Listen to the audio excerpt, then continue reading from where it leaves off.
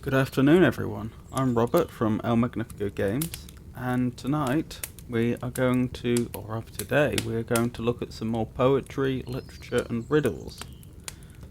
Later on today, we will have another stream in which we'll be looking at the game The Stanley Parable Ultra Deluxe, which comes out today.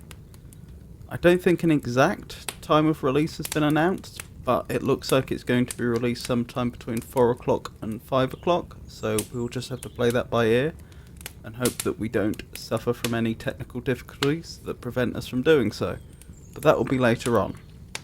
Speaking of technical difficulties, I should apologise for last week's poetry, literature and riddles stream, in which we did suffer from a few technical difficulties. I have changed my setup somewhat, and hopefully that won't happen again.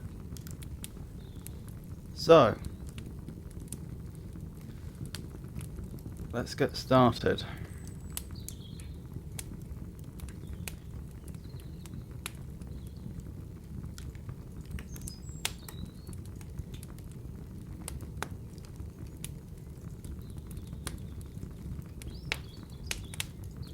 Sorry about that. Right. So far we had read poems from an anonymous author, and that was Madrigal. Matthew Arnold, who was a Victorian poet, considered to be one of the top 3. And that was The Forsaken Merman, which I quite liked once I felt I understood it a bit better. Then we read a poem Was it just one? Yes, it was just the one. Life from Anna Letitia Barbeau. I am probably butchering her name. Which was also quite a nice one once I understood it. And she was Georgian, I believe. And we had just begun reading some poetry from Robert Browning, who is another Victorian poet. So, just to remind myself and the viewers precisely who he was, let's have a quick look through his Wikipedia page. He was married. Political views. Browning identified as a liberal, supported the emancipation of women, and opposed slavery, expressing sympathy for the North in the American Civil War. Later in life, he even championed animal rights in several poems attacking vivisection. He was also a stalwart opponent of anti-Semitism, leading to speculation that Browning himself was Jewish. In 1877, he wrote a poem explaining why I am a liberal, in which he declared, "Who then dares hold, emancipated thus, his fellow shall continue bound, not I." Religious reviews. Browning was raised in an evangelical nonconformist household. However, after his reading of Shelley, he is said to have briefly become an atheist. Browning is also said to have made an uncharacteristic admission of faith in Alfred Domett, when he is said to have admired Byron's poetry as a Christian. Poems such as Christian Eve and Easter Day seem to confirm this Christian faith, strengthened by his wife. However, many have dismissed the usefulness of these works at discovering Browning's own religious views due to the consistent use of dramatic monologue, which regularly expresses hypothetical views which cannot be ascribed to the author himself. Right, so I think that gives us some sense of who he was with respect to his poetry and what we might expect to see. Now, I believe we had already read the first two these poetic pieces that have been selected in this anthology, but we may as well look at them again. So, the first two are both songs from Pippa Passes, which I believe was a poetic drama he published. Let's see. Yes, in 1841.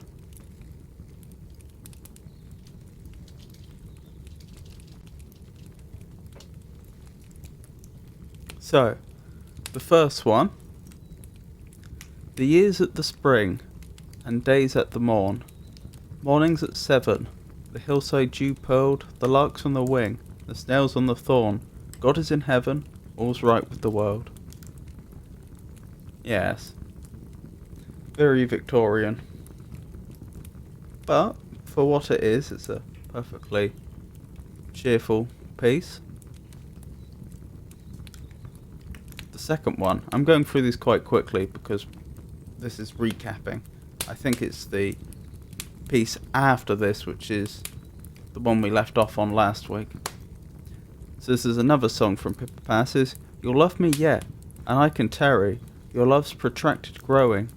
June reared that bunch of flowers you carry from seeds of April sowing. I plant a heartful now, some seed, at least is sure to strike, and yield what you'll not pluck indeed, not love but maybe like. You'll look at least on love's remains, a grave one's violet. You'll look that pays 1,000 pains. What's death? You'll love me yet. Interesting. Just want to quickly check. Was it? I think this may have actually been the one we finished on thinking about it. Do you remember, Jenny?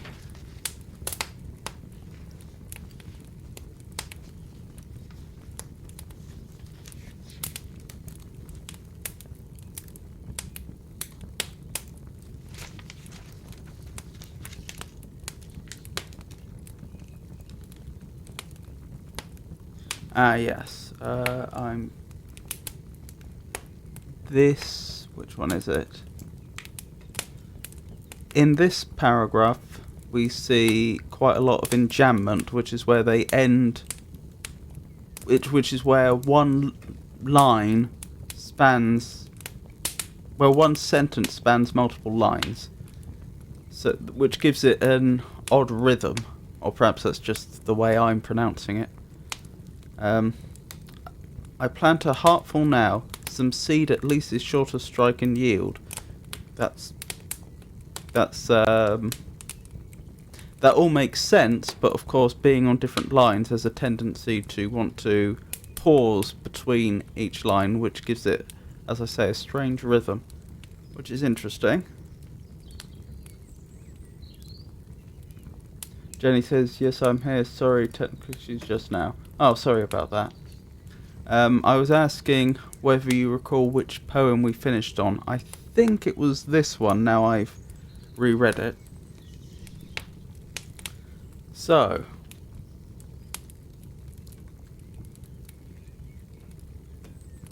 I don't think there's any words there which have unusual meanings or meanings that I'm not familiar with.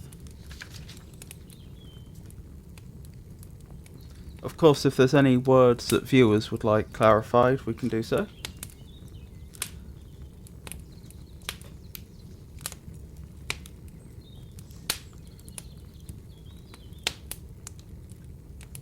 I do not believe that there is a clear meter.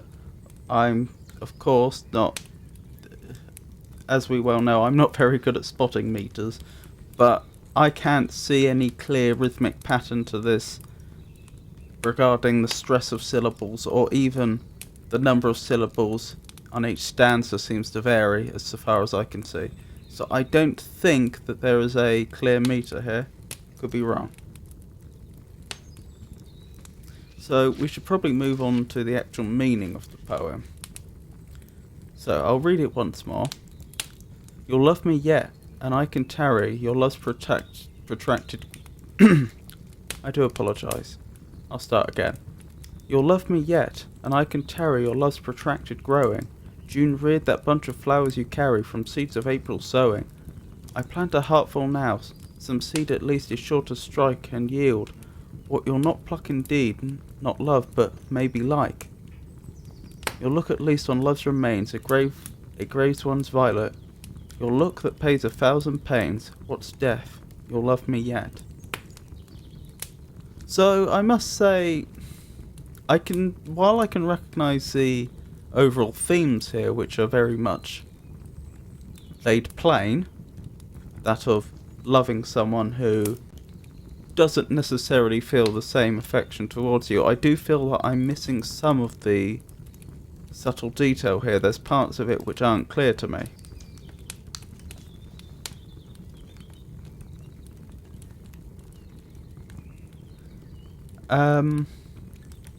So for the first paragraph, you'll love me yet and I can tarry, your love's protracted growing. So he's saying, first of all, there is the speaker is asserting that this person will love them in the future, the person they're speaking to, although it also implies that they don't do so at this point. June reared that bunch of flowers you carry from April's sowing. That establishes the fact that they're carrying flowers. I suppose there's an implication that the speaker has given it to the person they're pursuing and speaking to. And it seems like a fairly clear statement that they were sowed in April but have been picked in June, although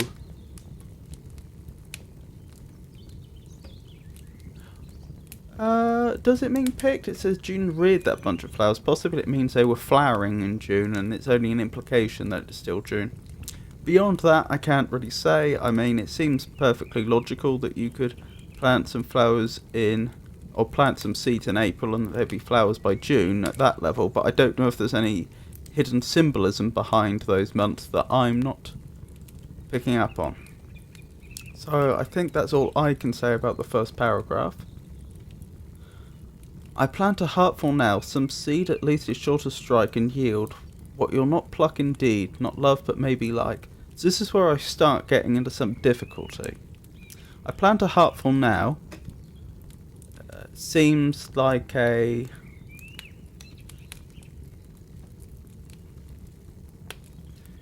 Well, it does a couple of things. First of all,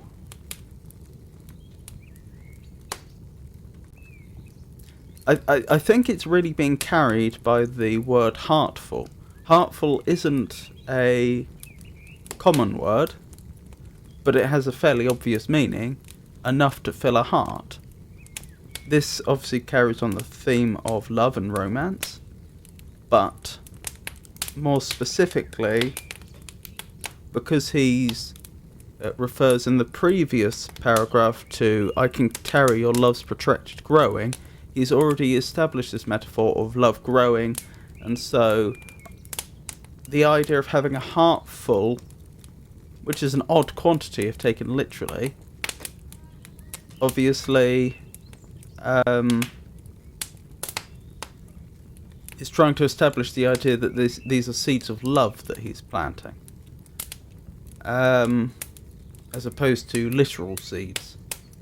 Or she. I assume that the speaker is supposed to be male, given this is Victorian poetry, and generally speaking, the man pursues the woman.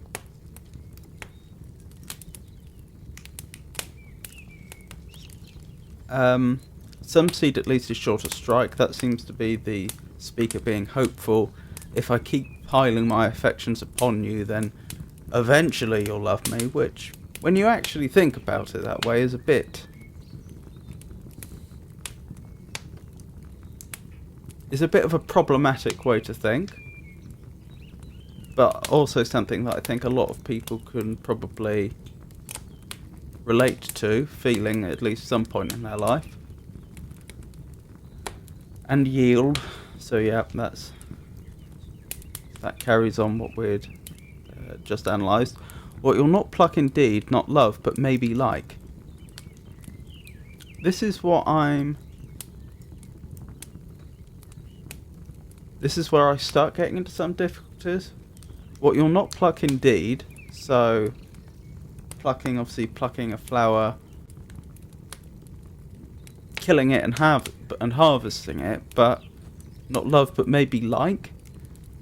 I'm not sure. It sounds like the speaker might be saying, if you don't harvest the love I've planted in your heart, then at least it may result in you liking me. But that also seems inconsistent with the earlier assertion that you'll love me yet. So I feel like I may be misunderstanding that. You'll look at least on love's remains, a grave's one violet. Now this is where I really get into a difficulty. You'll look at least on love's remains. I mean,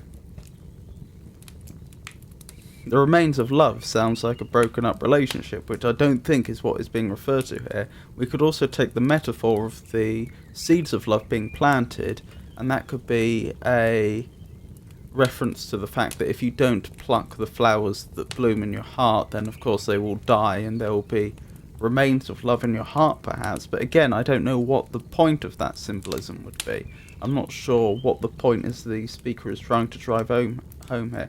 And a grave's one violet, I don't understand. Violet is obviously a flower. Now that's a point. What is the symbolism of... It's also a colour as well, clearly. But I wonder if there is a specific... Well, there's bound to be a specific association of violets. I wonder what that is. So I have this other book here which we can use as a sort of dictionary for flower meanings, although I've not navigated it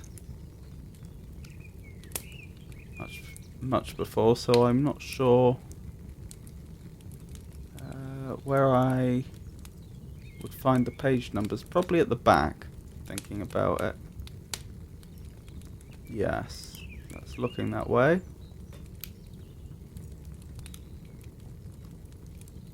That's a calendar. That's not too helpful. Although that is a point. since people would have known back in those days when various plants would be available, and even, gentlemen and ladies would have known that because they would have needed to have known when various plants were available for the purpose of decorating and what have you. They would have known the seasons. Those earlier references to August and June, I think it was, might actually really narrow down the species. So that may actually have been a reference to something very specific that just went over my head. But I was hoping for a more general glossary rather than a calendar. I may be out of luck. This looks a lot more promising. TUV Violet Modesty. Interesting. They don't seem to give page numbers here, which is a shame. Let's just try a good old-fashioned search.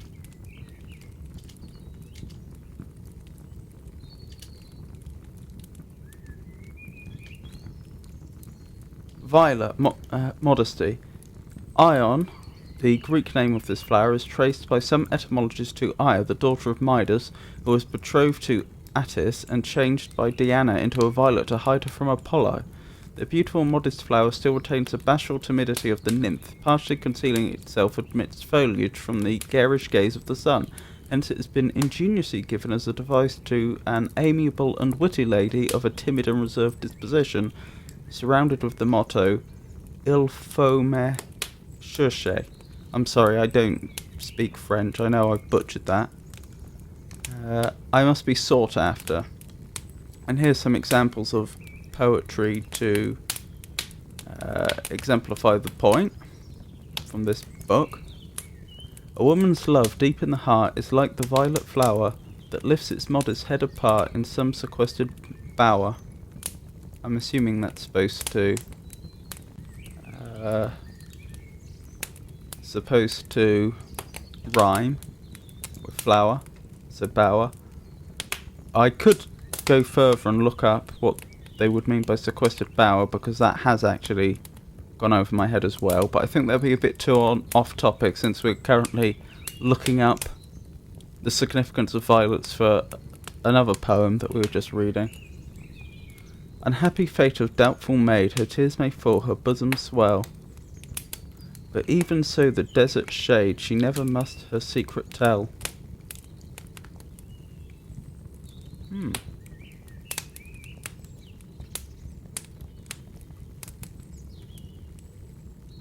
Interesting. The white violet is also made the emblem of innocence, and from the following lines by a poet of the 16th century appears to have been considered as a symbol of constancy. Violet is for faithfulness, which in me shall abide, hoping like grace that from your heart you will not let it slide. The poetry, the romance, and the scenery of every country are embroidered with violets. Violets dim, but sweeter than the lids of Juno's eyes, or Cytherea's breath. Yeah, that's mythological references that are above my head. From several other passages in Shakespeare's works, it is evident that the violet was a favourite from our grand dramatist. We doubt if the poetry of any language can produce lines more exquisitely beautiful than these, in which he compares the soft strains of plaintive music to the perfume of violets. That strain again, it had a dying fall. Oh, it came to o'er my ear like the sweet self, that breath upon a bank of violets, stealing and giving odour. From Twelfth Night. This appears to be a different poem, presumably also about violets. It's been a scent, and through love for its dower, had on it all his ardour. My apologies, I'll start again. It's a scent as though love for its dower had on it all his odorous arrows tossed. For though the rose has more perfuming power, the violet, happily 'cause it is almost lost, and takes us so much trouble to discover, stands first with most but always with a lover. Interesting. As the floral games instituted at Toulouse in the early part of the 14th century, in the time of the troubadours, the prize awarded to the author of the best poetical composition consisted of a golden violet, to which several other prizes were afterwards added by the Clemens Isor. Again, I'm not sure how to pronounce that properly. This festival, interrupted by the Revolution, was revived in 1806 and is still held annually in the townhouse of Toulouse. Okay, so that gives us an idea of the symbolism of the violet, and modesty seems to be the overall theme, although there are several other possible connotations, such as constancy.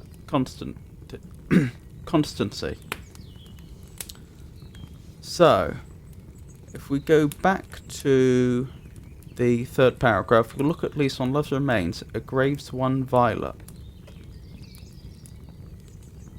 I'm going to be honest, that hasn't helped me understand. I suppose it could be a reference to the speaker being constant in their love towards this individual that doesn't seem to share affection back. But that's guesswork on my part. Your look that pays 1,000 pains. What's deaf, you'll love me yet. So, what's deaf could be just in two or three words, depending upon whether you consider what's to be 2 or 3 words. Could be trying to make an allusion to undying love. Your look that pays 1,000 pains. So, in other words, I find your look, when you look at me, I find it so pleasant that it's worth going through 1,000 pains. What's deaf, you'll love me yet. So, if we assume that the violet was in fact a reference to constancy, we do get this overall sense of the speaker being a bit of a what's the word? I was going to say pest, but I think there's probably a better and more complimentary term than that.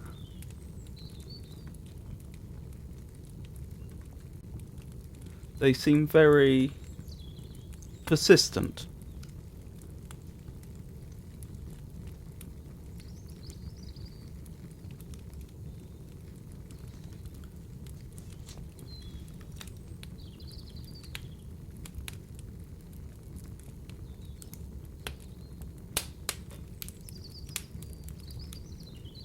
Yeah, so if I recall correctly, the only part of this that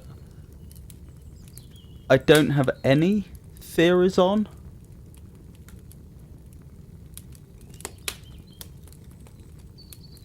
was what you'll not pluck indeed, not love, but maybe like. I'm not following that, and I'm still having difficulty with your look at least on Love's Remains at Graves One's Violet.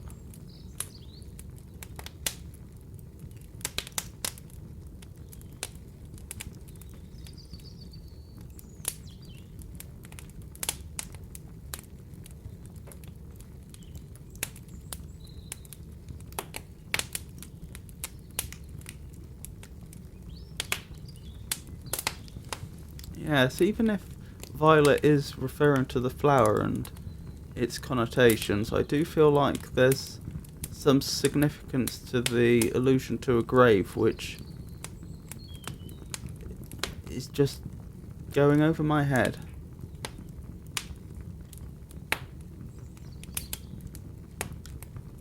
We'll look at least on Love's Remains, a Graves One Violet.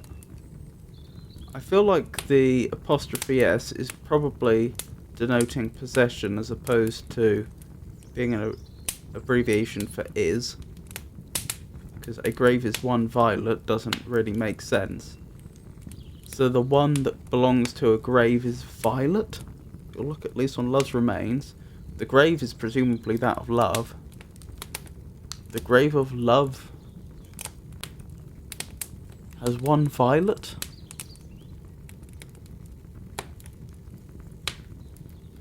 Again, possibly an allusion to modesty or constancy. I'm sorry, I just don't follow.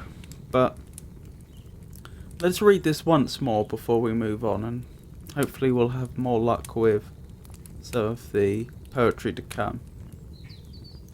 If anyone in chat has any theories, please post them here. Jenny says, please be reminded that violet can also mean death. I did not know that. I wonder if... I feel like if it was commonly associated with death in Victorian times, then it would have probably been included in the Language of Flowers book I was looking at. This was... I think this edition of this book was actually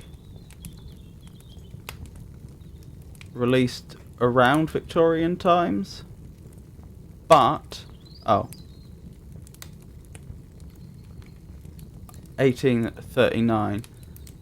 But the original book was actually released, which didn't include the poetry. That's apparently one of the selling points of this version. It was a French book, quite a famous one, which I have forgotten the author's name, although I believe it was a woman. And it's quite a bit older.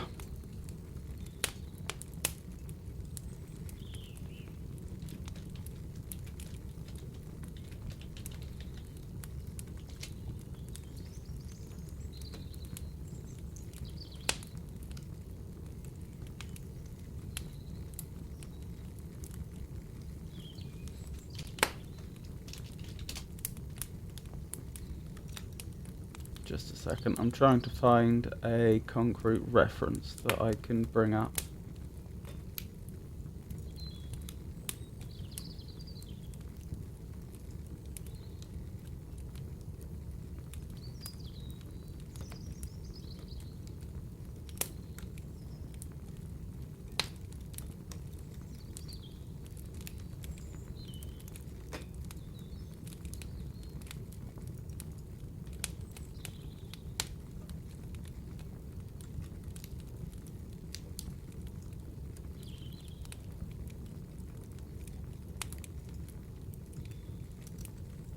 And I wouldn't want to mislead any of you.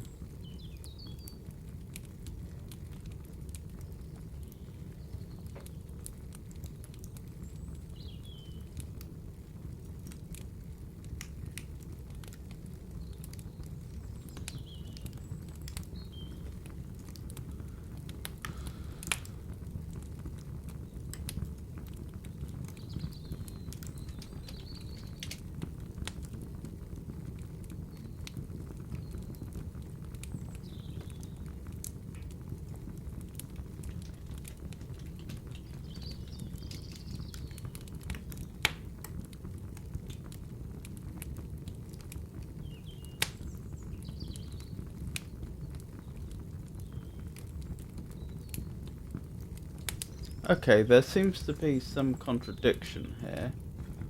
So, here on the Internet Archive, we have Charlotte de la Tour, which was the authoress that I was failing to remember before. Le Langage des Fleurs, which is the original version, and this claims it was published in 1800, which would have been 40 years earlier. But on this Wikipedia page, this is the Wikipedia page for Language of Flowers, it claims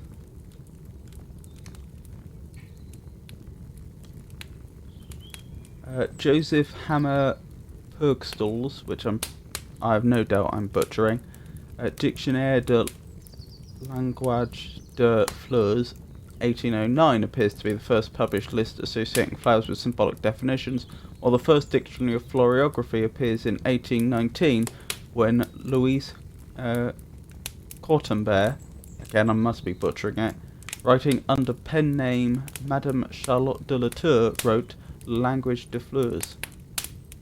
So that would actually place it only 20 years before the before this version. If I go back up,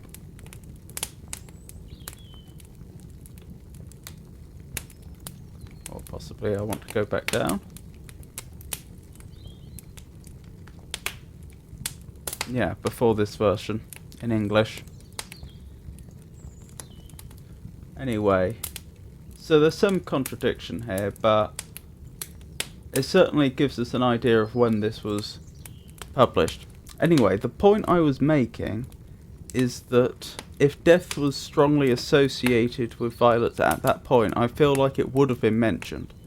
Because I believe the English version I have there is supposed to be an accurate translation of the original French, just with additional poetry added. Of course, that doesn't prove that it wasn't associated with death.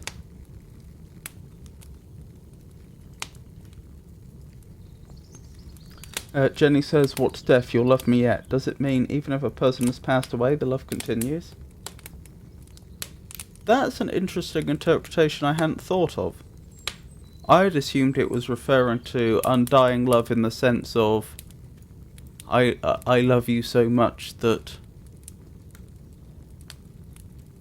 I will defy death to be with you. And you know, you can imagine that in terms of Arthurian legends and brave, noble knights who will put themselves in tremendous danger to win the heart of the person they love. But that's true. It could be a reference to the fact that even if they pass on, you'll love me still, or you will come to love me in spite of all that. So yeah, that's an interesting interpretation I hadn't thought of. Anyway, I think I've thoroughly got as much out of that as I am going to be able to get. Someone, of course, more knowledgeable about... I can't speak all of a sudden, I do apologise. Someone more knowledgeable about either the period or poetry may be able to get... Well, I'm sure they could get far more out of this than I can, but I'm afraid that's the best I can do. Moving on. Now, I believe this is still Robert Browning. He was also, I believe, one of the top 3 Victorian authors, along with Matthew Arnold, and I believe that he was considered to be in the top 2 even. Along with Lord Tennyson, I think it was. Maybe misremembering. So this is another piece by Robert Browning called The Lost Mistress. And it appears to have several little parts. So, as always, we'll begin with an initial reading in which we just try to gain a very surface level of understanding of what's being presented, and particularly keep an eye out for words that we don't understand. And then we'll carry on going through it a few more times and try and draw more out. So, The Lost Mistress. All's over then. Does truth sound bitter, as one at first believes? Hark, 'tis the sparrow's good night twitter about your cottage eaves, and the leaf buds on the vine are woolly. I noticed that today. One day more bursts them open fully. You know the red turns grey. Tomorrow we meet the same then, dearest. May I take your hand in mine?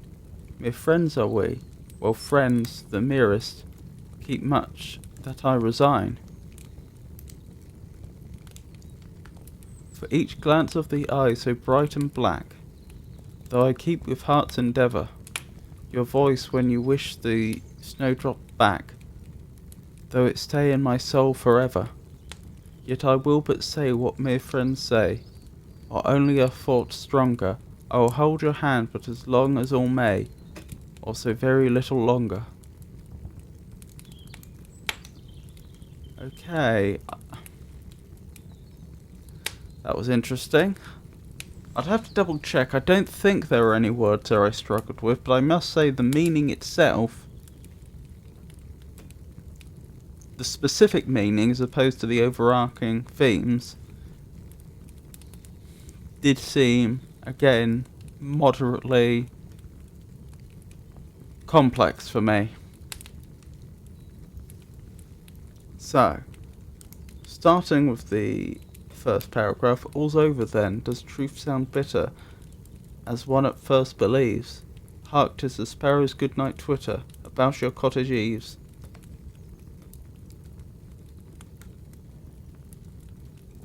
So, all's over then could be a reference to a relationship ending, which would seem to be consistent with the lost mistress. Lost not in the sense of not knowing where you are, but lost in the sense of losing something. But hark, 'tis the sparrow's good-night twitter about your cottage eaves. I don't follow the connection there. So I wonder if sparrows have some specific symbolism I'm not aware of. Well, if they have any form of symbolism, I'm not aware of it.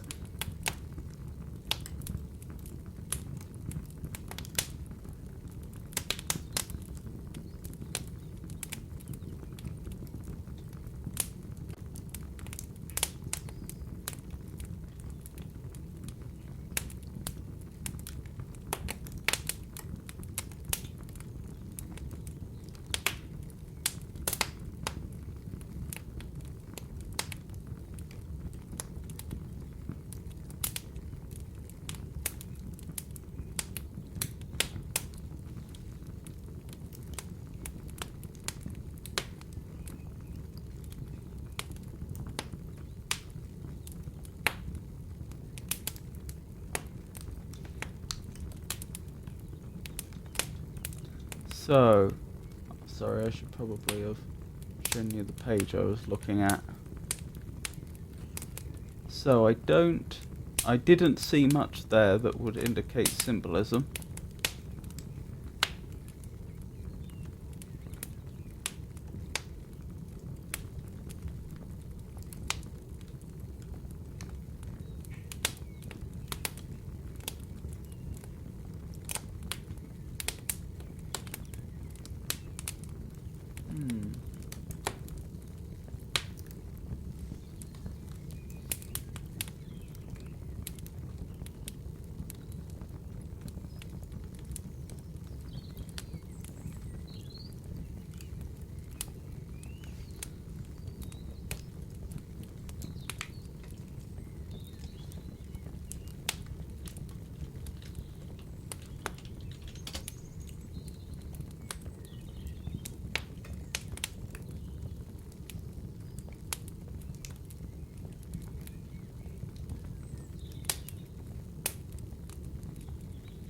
No, a quick search online doesn't show up much either.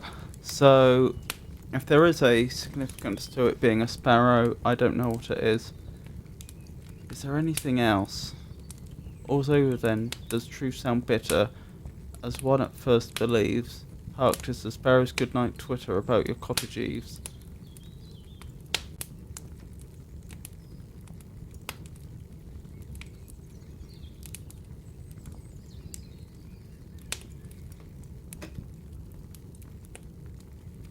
Perhaps they are just supposed to be read as two separate statements, as in becoming distracted. And the leaf buds on the vine are woolly, I noticed that today. One day more bursts them open fully, you know the red turns to grey.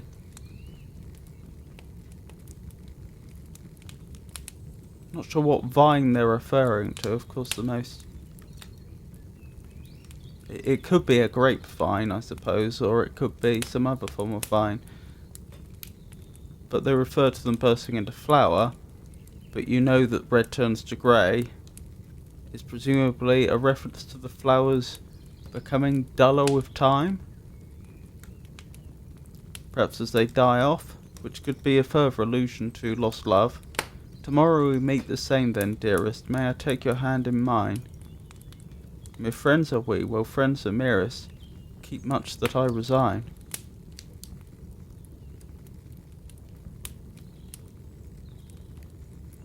That seems moderately clear. So tomorrow we meet the same then, dearest. So that sounds like this isn't lost love, but parting. May I take your hand in mine? That sounds like a very sweet reference to being together. Mere friends are we. So that seems to be downplaying their relationship. Well, friends are merest, keep much that I resign. So we're not the merest of friends, we're actually, it would appear, quite close friends. For each glance of the eye so bright and black, though I keep with heart's endeavour, your voice when you wish the snowdrops back, though it may stay in my soul forever. I'm not sure what they mean by the snowdrops back. I believe snowdrops may be a type of flower. Yep. Though the snowdrop cannot perhaps strictly speaking be called one of the flowers of spring, still, as the herald of that season, we may be excused for placing it at the head of them. Fair-handed spring unbosoms every grace, throws out the snowdrop and the crocus first. As Flora's breath by some transforming power had changed an icicle into a flower, its name and hue the scentless plant retains, and winter lingers in its icy chains. Ah, Barbeau. I assume that's, again I'm probably pronouncing that wrong, I assume that's the Letitia Barbeau that we read a week or two ago. The snowdrop, winter's timid child, awakes to life, bedewed with tears, and flings around its fragrance mild, and where no rival flowrets bloom. Amidst the bare and chilling gloom, a beauteous gem appears. All weak and wan, with head inclined, its parent breasts the drifted snow. It trembles while the ruthless wind bends its slim form. The tempest lowers, its emerald eye drops crystal showers on its cold bed below. Wherever I find thee, gentle flower, thou still art sweet and dear to me, for I have known the cheerless hour, have seen the sunbeams cold and pale, have felt the chilling wintry gale, and wept and shrunk like thee. Mary Robinson. The first things of the year may not inaptly be considered as an emblem of hope. Some have regarded it as a symbol of humility, of gratitude, and of virgin innocence. The north wind howls. Excuse me. The north wind howls. The naked branches of the trees are powdered with hoarfrost. The earth is covered by a white uniform carpet. The tuneful birds are silent. The captive rivulet ceases to murmur. At the season when all nature appears dead, a delicate flower springs up amidst the snow, displaying to the astonished eye its ivory bells, embossoming a small green spot as if marked by the pencil of hope. Its expanding blossoms on the snow, this delicate flower seems to smile at the rigours of winter, and to say, take courage, here I am to cheer you with the hope of milder weather. So that's the snowdrop.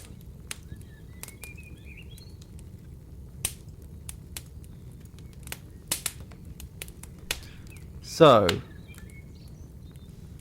if we go back to your voice when you wish the snowdrops back, though it may stay in my soul forever. So, the snowdrop could therefore be considered a allusion to beginning again, just as the year follows a cycle. winter, spring, summer and autumn. It could be a reference to, well, spring as in blossoming again, as in love blossoming again, I would guess. So for each glance of the eye so bright and black, though I keep with heart's endeavour. I'm not sure what they mean by though I keep with heart's endeavour. Your voice when you wish the snowdrops back, though it may stay in my soul forever.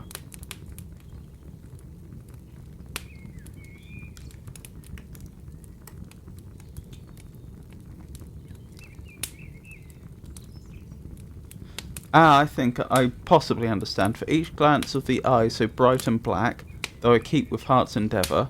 I think that means I'm keeping the look of you when you glance at me in my heart. And then your voice when you wish the snowdrops back.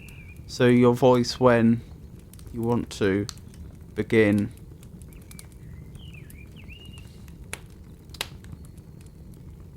amorous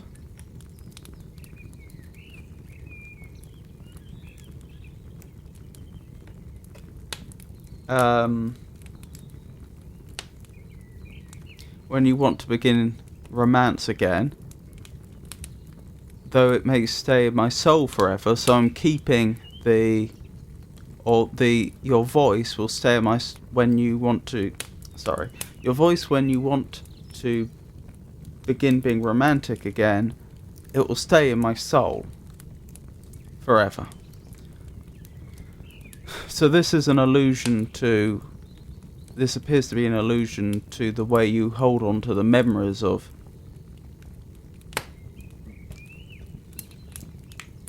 an individual's, well, appearance and sound when you're deeply in love with them. Yet I will but say what mere friends say, or only a thought stronger. So again, this would seem to be a reference to modesty and not being too overt in your feelings. I'll hold your hand, but as long as all may. So hold your hand only as long as anyone would, or so very little longer. Okay, so this is making a lot of sense now. So it's a reference to modest love, it would seem. Now, is there any meter? I'm going to have to count syllables for this, I'm afraid. All's over then. Does truth sound bitter? That's 8, I believe. As one at first believes. That's 6. Hark, 'tis the sparrow's good night twitter. I made that 9.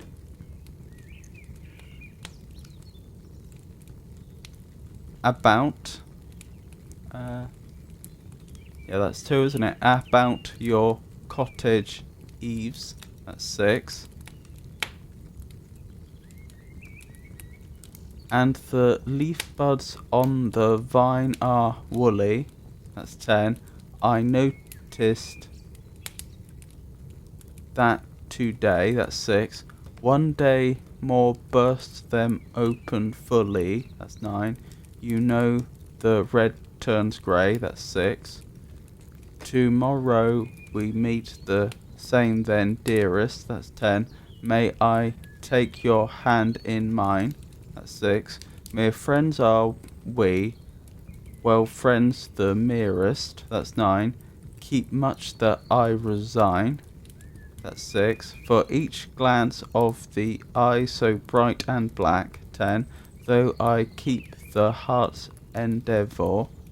That's 8. Your voice when you wish the snowdrops back. Though I stay in my soul forever. Though it. That's 8.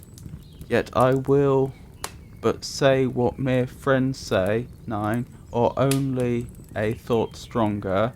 7. I will hold your hand but as long as all may. 11. Or so very little longer. That's 8. So I think there's a consistent there's a consistent pattern in that the second and fourth stanzas have fewer syllables than the first and third in each paragraph. But beyond that, I couldn't make out much of a meter, and that was just counting syllables. I hadn't even gotten to the point of trying to see about stress. That said, it does have a bit of a rhythm about it, I think. So although it may not have a strict meter, I think some attention has been paid to how it sounds. So with that all said, does anyone in chat have anything to add or they wish to discuss before I read it once more and we move on?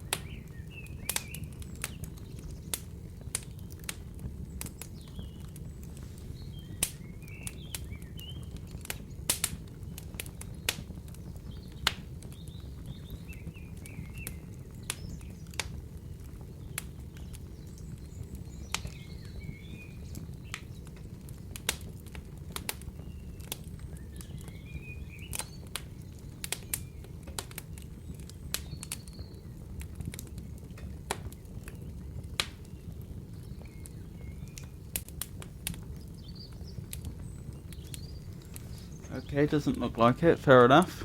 So I'll read it once more. All over then, does truth sound bitter, as one at first believes? Hark, 'tis the sparrow's goodnight twitter, about your cottage eaves.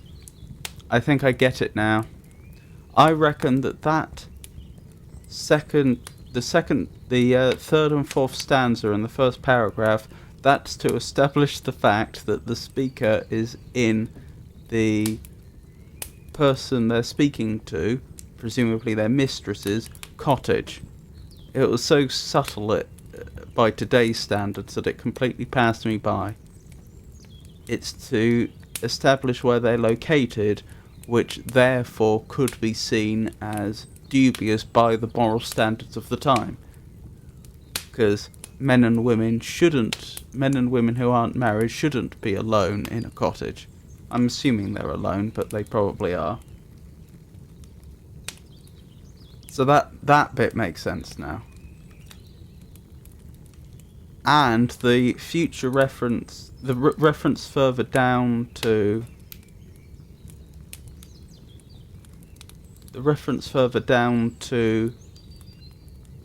tomorrow we meet the same then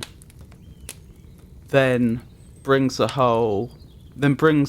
statement in the first paragraph about all's over then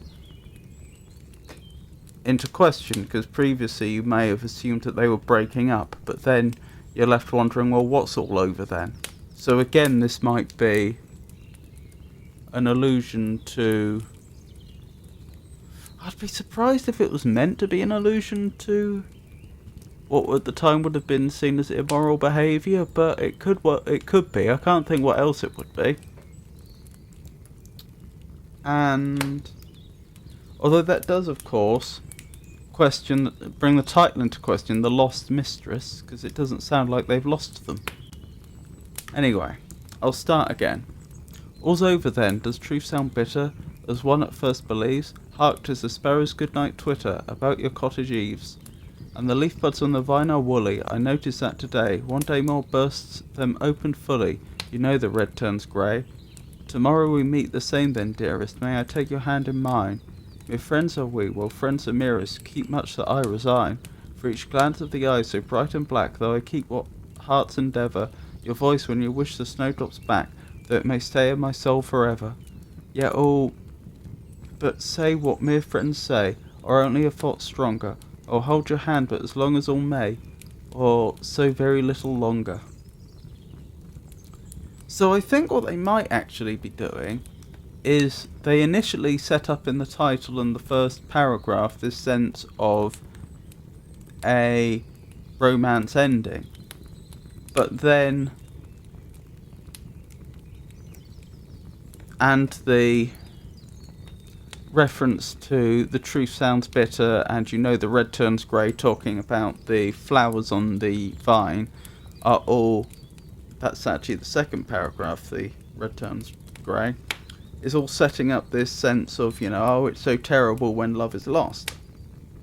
But then they actually, through allusions, well, by straightforwardly saying tomorrow we'll meet the same then, and allusions to the snowdrops coming back, which is an allusion to spring and the seasons and so on, I think they're then setting this up to be a cyclic thing, something that comes in cycles, and they're actually referring to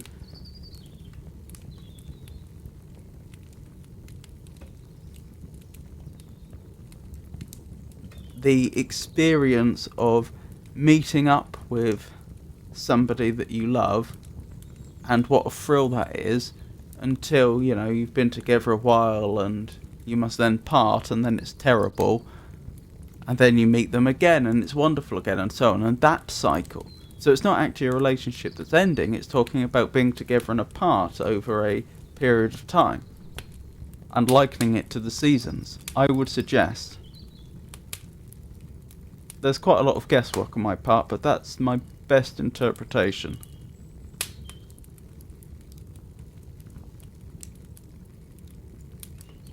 Jenny says, regarding the title The Lost Mistress, would you think the mistress was lost because of her death, or because she left the speaker poet?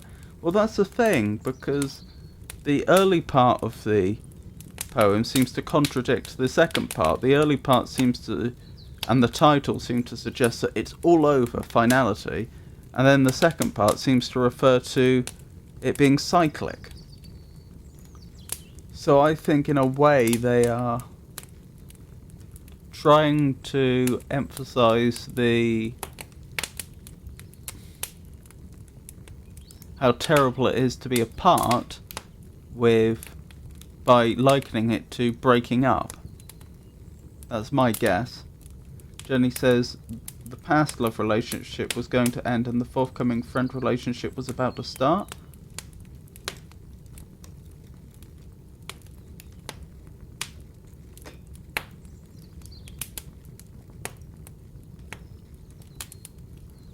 That is an interesting interpretation. Especially in a society where were people to engage in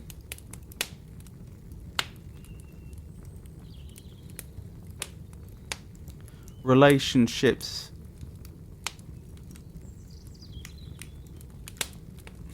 if people were to pursue a relationship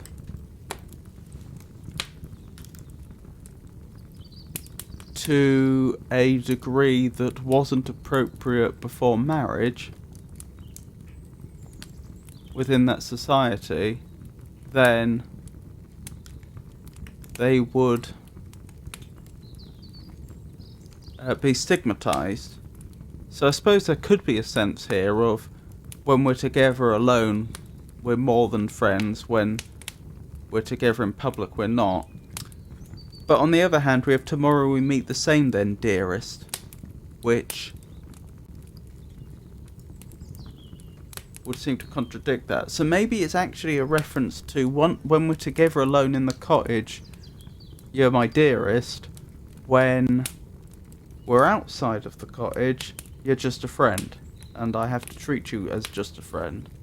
So that's another possible interpretation that I hadn't thought of, Jenny.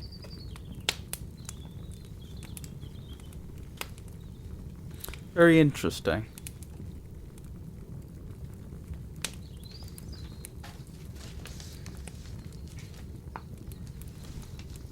Well, I think we'll stop the poetry there and begin on the next one next week and head back to Pride and Prejudice.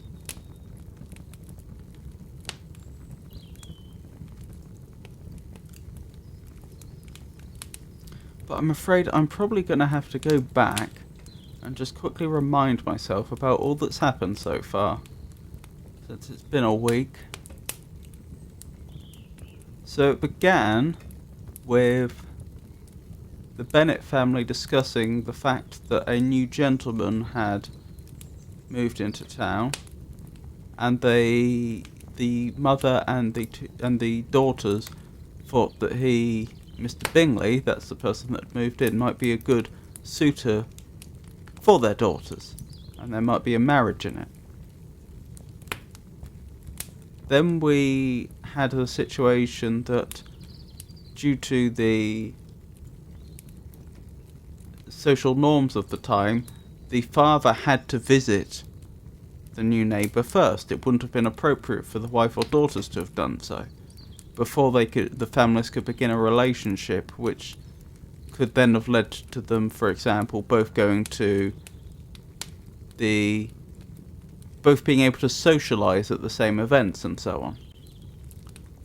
And the wife was pressuring the husband, Mr. Bennet, to visit Mr. Bingley for that purpose. Initially he seemed very reluctant, and then he did eventually go. But he didn't tell anyone that he'd been. That is, his wife or his daughters. And so then they had the reveal of that. That seems to have been part of Mr. Bennet's sense of humour. That he kept that from them to suddenly reveal it in passing.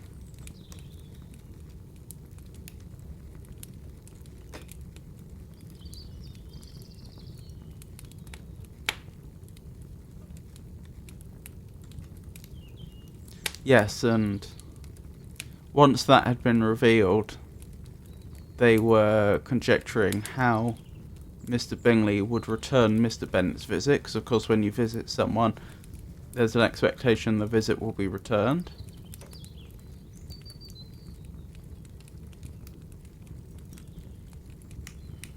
Mr. Bennet was still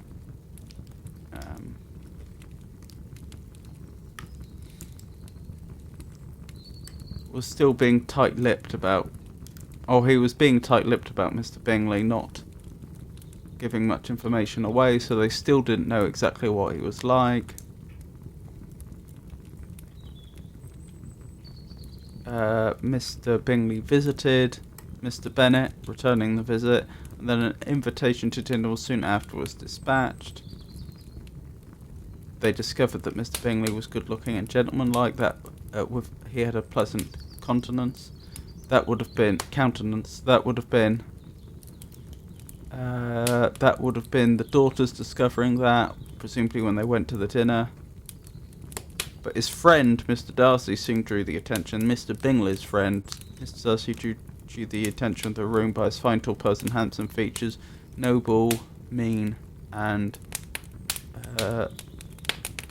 the report, which was in general circulation with 5 minutes after his entrance, of him having 10,000 a year, which was a lot. Just going to double check the meaning of mean. I know I looked that up one of these weeks past, but no harm in being thorough. Demeanour, facial expression, or attitude, especially one which is intended by its bearer.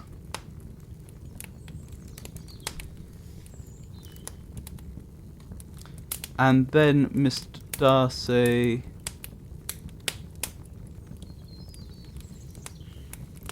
stood apart from everyone else at the dinner during the dance,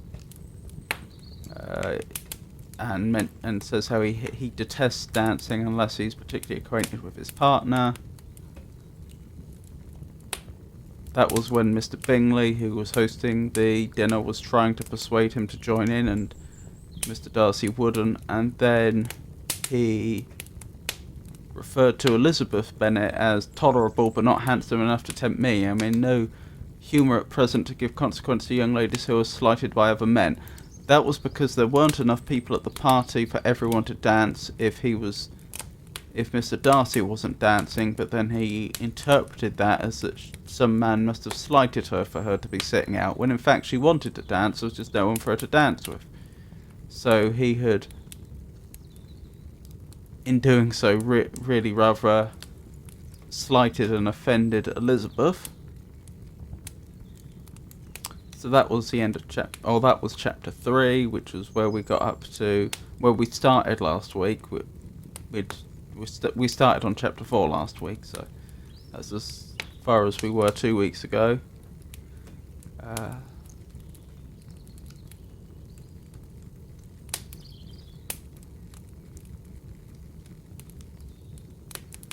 then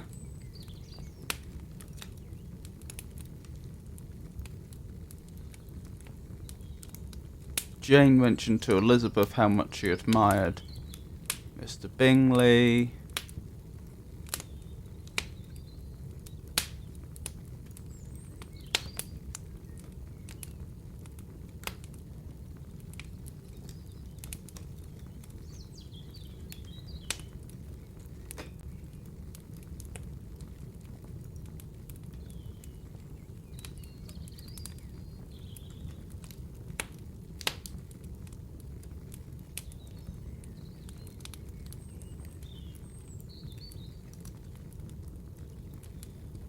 Talking about the differences between Mr. Bingley and Mr. Darcy.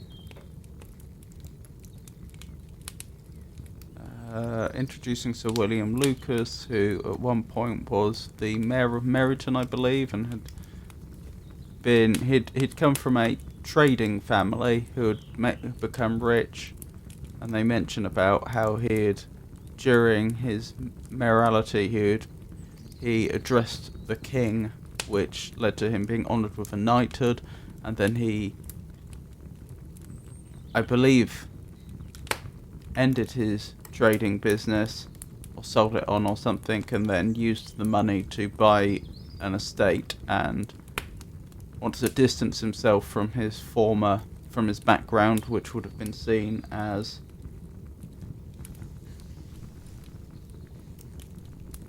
not the to be associated with to earn money would have been, as opposed to have just had it, would have lowered your status. Rich families were supposed to be rich because they were important families who had standing. They weren't supposed to engage in trades.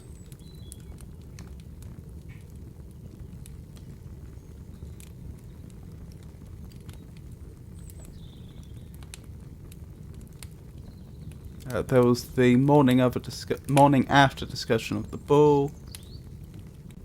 Oh, and they mentioning the fact that Jane danced with Mr. Darcy twice. So Jane's obviously quite taken by Mr. Darcy.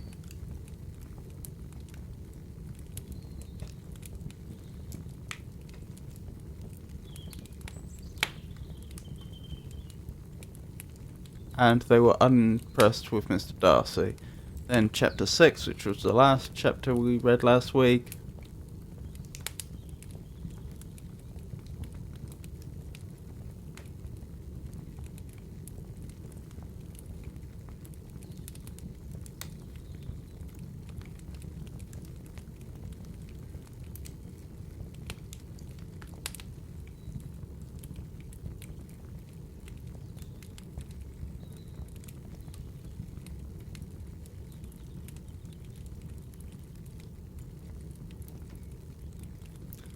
So it seems Mr. Darcy and Jane both admire each other.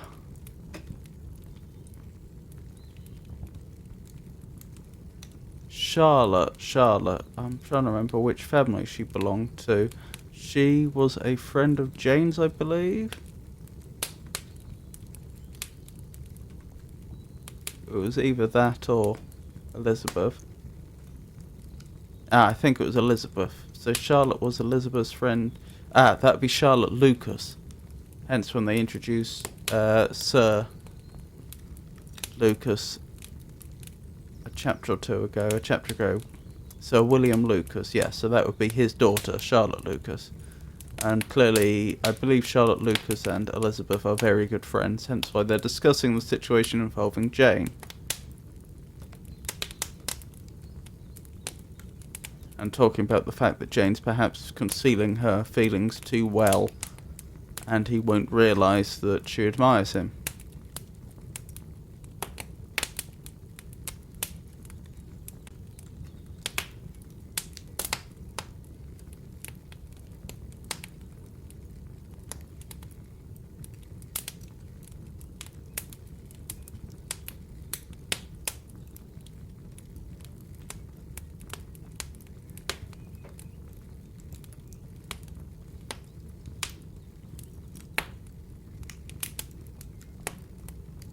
and Elizabeth was becoming the object of some interest in the eyes of Mr. Darcy, who initially was unimpressed with her and slighted her at the ball, but has since started to find her very agreeable and is making the first moves towards pursuing her.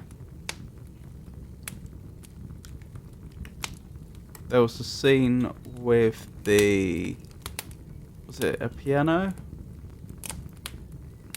I think so.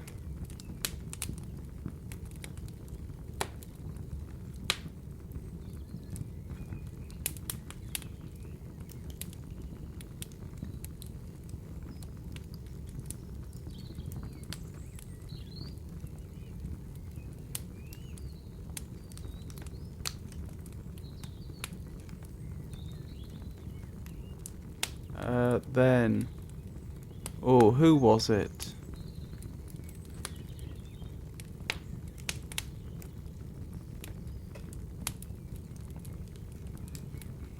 Sir William, I think, offered Elizabeth as a dance partner to Mr. Darcy, but Elizabeth refused. In a polite fashion, I've forgotten how. Indeed, sir, I have not the least intention of dancing, and entreat you to not suppose that I moved this way in order to beg for a partner. So,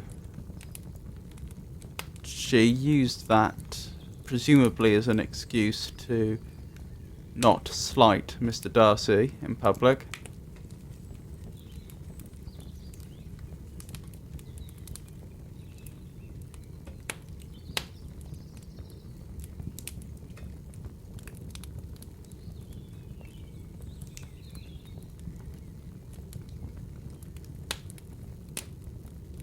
And Mr. Darcy was telling Miss Bingley, which is the eldest sister of Mr. Bingley, that he has feelings for Elizabeth.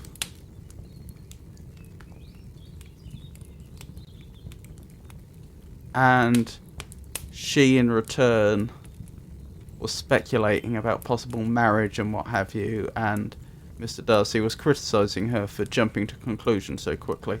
So that's where we left off.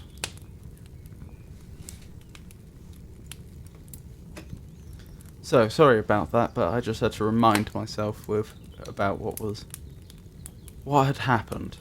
So, we're at chapter 7 now. Mr. Bennet's property consisted almost entirely in an estate of £2,000 a year, which, unfortunately for his daughters, was entailed, in the default of heirs male, on a distant relation, and their mother's fortune, though ample for her situation in life, could but ill supply the deficiency of his. Her father had been an attorney in Meryton and had left her £4,000. She had a sister married to a Mr. Phillips, who had been a clerk to their father and succeeded him in the business, and a brother settled in London in a respectable line of trade. The village of Longbourn was only 1 mile from Meryton, a most convenient distance for the young ladies, who were usually tempted thither 3 or 4 times a week to pay their duty to their aunt and to a milliner's shop just over the way. Now, what does a milliner do?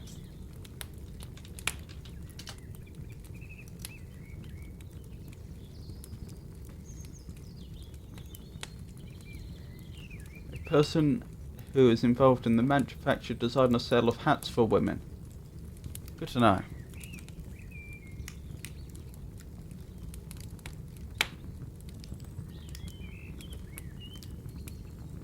The 2 youngest of the family, Catherine and Lydia, were particularly frequent in these attentions. Their minds were more vacant than their sisters', and when nothing better offered, a walk to Meryton was necessary to amuse their morning hours and furnish conversation for the evening. And however bare of news the country in general might be, they always contrived to learn something from their aunt. At present, indeed, they were well supplied both with news and happiness by the recent arrival of a militia regiment in the neighbourhood, who was to remain the whole winter, and Meryton was the headquarters. Their visits to Mrs. Phillips were now productive of the most interesting intelligence. Every day added something to their knowledge of the officers' names and connections. Their lodgings were not long a secret, and at length they began to know the officers themselves.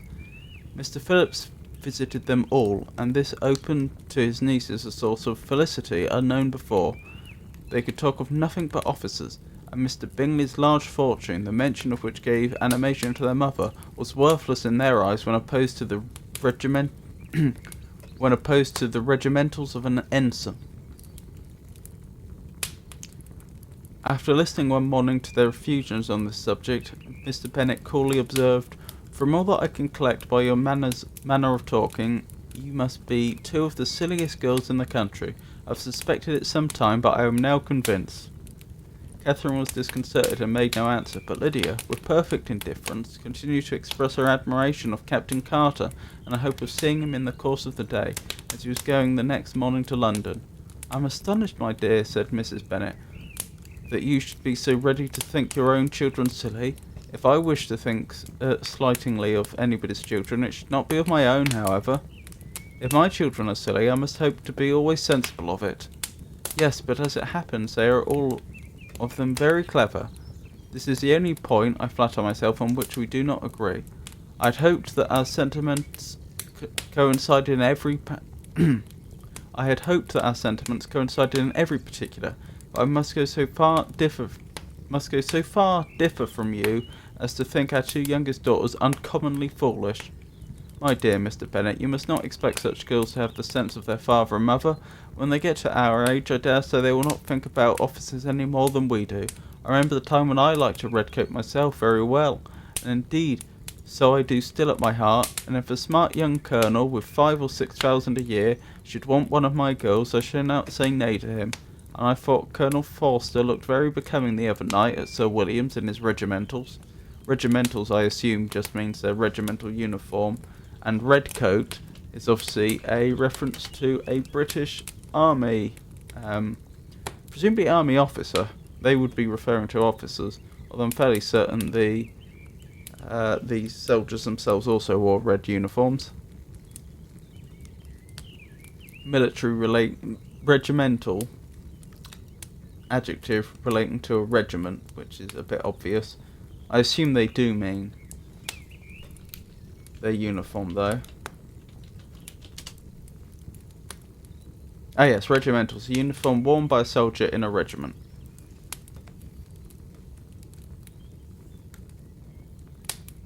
"Mamma," cried Lydia, "my aunt says that Colonel Forster and Captain Carter do not go so often to Miss Watson's as they did when they first came. She sees them now very often standing in Clark's library." Mrs. Bennet was prevented replying by the entrance of the footman with a note for Miss Bennet. It came from Netherfield, and the servant waited for an answer. Mrs. Bennet's eyes sparkled with pleasure, and she was eagerly calling out while her daughter read. "Well, Jane, who is it from? What is it about? What does he say? Well, Jane, make haste and tell us. Make haste, my love." "It is from Miss Bingley," said Jane, and they read it aloud. "My dear friend, if you're not so compassionate as to dine today with Louise and me, we shall be in danger of hating each other for the rest of our lives. For a whole day tete-a-tete between two women can never end without a quarrel.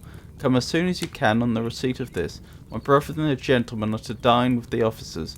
Yours ever, Caroline Bingley." "With the officers?" cried Lydia. "I wonder my aunt did not tell us of that." "Dining out," said Mrs. Bennet. "That is very unlikely." "Can I have the carriage?" said Jane. "No, my dear. You had better go on horseback, because it seems likely to rain, and then you must stay all night." "That would be a good scheme," said Elizabeth, "if you were sure that they would not offer to send her home." "Oh, but gentlemen will have Mr. Bingley's chaise go to Meryton." "Oh, but the gentleman will have Mr. Bingley's chaise go to Meryton, and the Hursts have no horses to theirs." "I had much rather go in coach. But, my dear, your father cannot spare the horses, I am sure. They are wanted in the farm. Mr. Bennet, are not they? They are wanted in the farm much oftener than I can get them." "But if you have got them today," said Elizabeth, "my mother's purpose will be answered." She did at last extort from her father an acknowledgment that the horses were engaged. Jane was therefore obliged to go on horseback, and her mother attended her to the door with many cheerful prognostics of a bad day. What do you mean by cheerful prognostics? prognosis is an assessment of a illness, I had thought.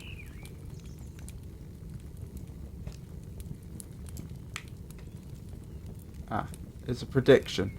That makes sense. Pertaining to or characterized by prognosis or prediction.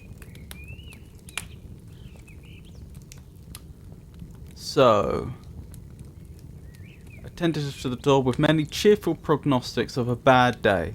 So she's cheerfully talking about everything that could go wrong. Her hopes were answered. Jane had not been gone long before it rained hard. Her sisters were uneasy for her, but her mother was delighted. The rain continued the whole evening without intermission. Jane certainly could not come back. I assume the reason they don't want to come back is because they want a situation to arise where she's forced to spend an extended period with Mr. Bingley.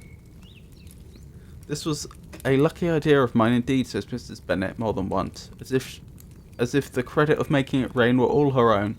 Till the next morning, however, she was not aware of all the felicity of her contrivance. Breakfast was scarcely over when a servant from Netherfield brought the following note for Elizabeth. My dearest Lizzie, I find myself very unwell this morning, which I suppose is to be imputed to my getting wet through yesterday. My kind friends will not hear of my returning home till I am better, and insist also on my seeing Mr. Jones. Therefore do not be alarmed if you should hear of his having been to me. And excepting a sore throat and headache, there is not much the matter with me. Yours, etc. So I wonder if Mr. Jones is a doctor.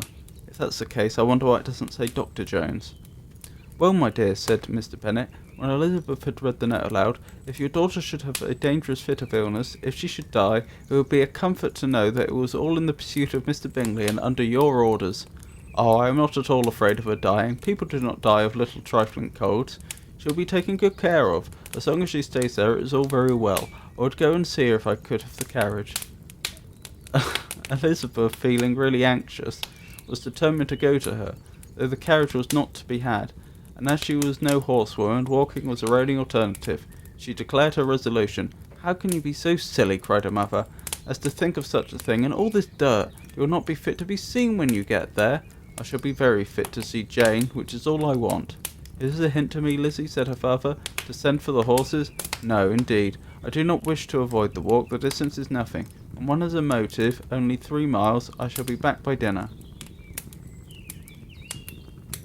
I admire the activity of your benevolence, observed Mary, but every impulse of feeling should be guided by reason, and in my opinion, exertion should always be in proportion to what is required. We will go as far as Meryton with you, said Catherine and Lydia. Elizabeth accepted their company, and the 3 young ladies set off together. So they've offered to follow her that far, because presumably they want to go to Meryton to visit their aunt and get more gossip, I would assume. If we make haste, said Lydia, as they walked along, perhaps we may see something of Captain Carter before he goes. Yep, this is making sense. In Meryton they parted. The 2 youngest repaired to the lodgings of one of the officers' wives, and Elizabeth continued to walk alone, crossing field after field at a quick pace, jumping over stiles and springing over puddles with impatient activity, and finding herself at last within view of the house, with weary ankles, dirty stockings, and a face glowing with the warmth of exercise.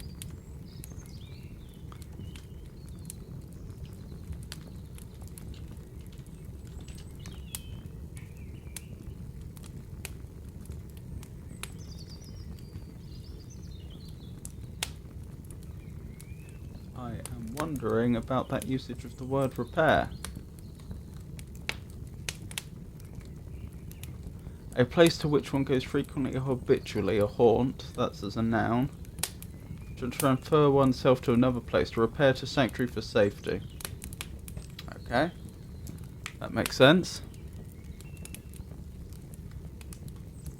She was shown into the breakfast parlour, where all but Jane were assembled, and where her appearance created a great deal of surprise. That she should have walked 3 miles so early in the day in such dirty weather and by herself was almost incredible to Mrs. Hurst and Miss Bingley, and Elizabeth was convinced that they had held her in contempt for it. She was received, however, very politely by them, and in their brother's manners there was something better than politeness. There was a good humour and kindness. Mr. Darcy said very little, and Mr. Hurst nothing, and Mr. Hurst nothing at all. The former was divided between admiration of the brilliancy which exercise had given to her complexion, and doubt as to the occasions justifying her coming so far alone. The latter was thinking only of his breakfast. Her enquiries after her sister were not very favourably answered. Miss Bennet had slept ill, and though up, was very feverish, and not well enough to leave her room. Elizabeth was glad to be taken to her immediately, and Jane, who had only been withheld by the fear of giving alarm or inconvenience, from expressing in her note how much she longed for such a visit, was delighted at her entrance. She was not equal, however, to much conversation, and when Miss Bingley left them together, could attempt little beside expressions of gratitude for the extraordinary kindness she was treated with. Elizabeth silently attended her. When breakfast was over, they were joined by their sisters, and Elizabeth began to like them herself. When she saw how much affection and solicitude they showed, and solicitude. Now I know what to solicit is. I wonder what they mean by solicitude.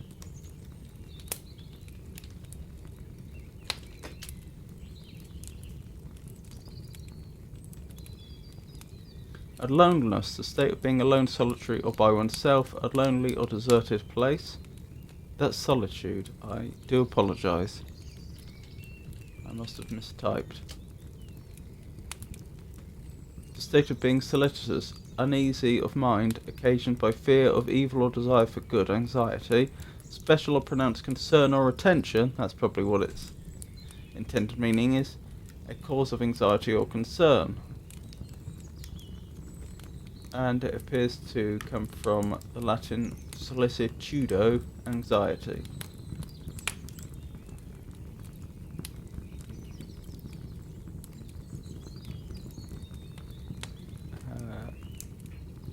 When she saw, Elizabeth began to like them herself when she saw how much affection and solicitude they showed for Jane.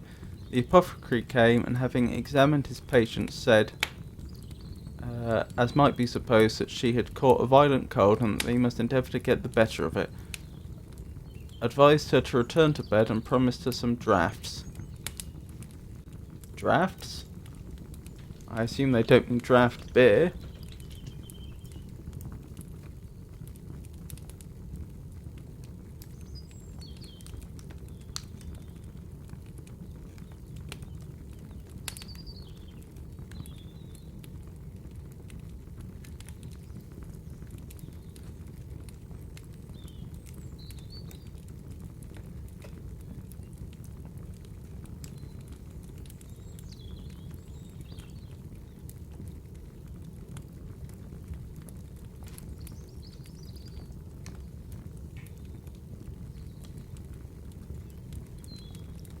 UK medicine obsolete and mild vesicatory, which is a medicine causing blistering. I don't see why they would want to give her blisters, so I'm afraid I don't follow that. And promised her some drafts, unless I'm in the game, which again would seem odd. Promised her some drafts. The advice was followed readily, for the feverish symptoms increased and her head ached acutely. Elizabeth did not quit her room for a moment, nor were the other ladies often absent. The gentlemen being out, they had in fact nothing to do elsewhere. When the clock struck 3, Elizabeth felt that she must go, and very unwillingly said so. Miss Bingley offered her the carriage, and she only wanted a little pressing to accept it. When Jane testified such concern in parting with her that Miss Bingley was obliged to convert the offer of the chaise to an invitation to remain at Netherfield for the present, Elizabeth most thankfully consented, and a servant was dispatched to Longbourn to acquaint the family with her stay and bring back a supply of clothes. Interesting.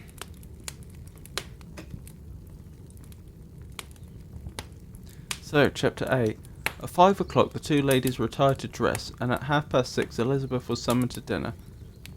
To the civil inquiries which then poured in, and amongst which she had the pleasure of distinguishing the most superior solicitude of Mr. Bingley's, she could not make a very favourable answer.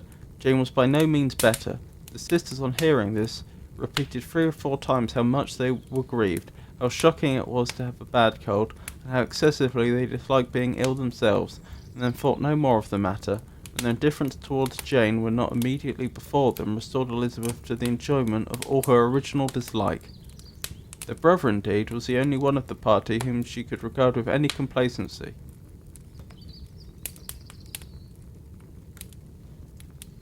What do they mean by complacency? I know what being complacent is.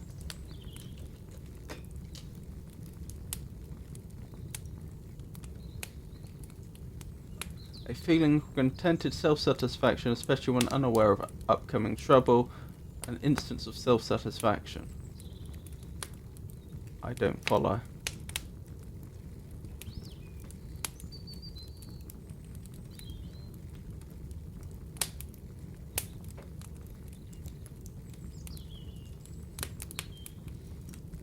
Okay, being complacent, a feeling of contentment or satisfaction. Delight, pleasure, complacent, willingness to comply with others' wishes. Okay, so that's probably what they mean. A degree of delight or pleasure.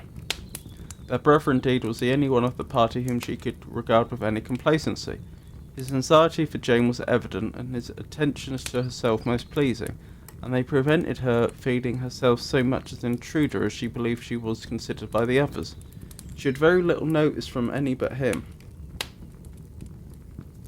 Miss Bingley was engrossed by Mr. Darcy, her sister scarcely less so, and for Mr. Hurst, by whom Elizabeth sat, he was an indolent man, who lived only to eat, drink, and play cards, who, when he found her prefer a plain dish to a ragout, had nothing to say to her.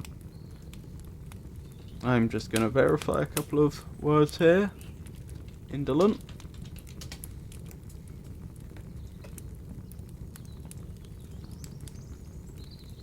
Habitually lazy, procrastinating or resistant to physical labour. That makes sense. And ragout. A stew of meat and vegetables mixed together. Oh, or is it ragout? I think it may be ragout.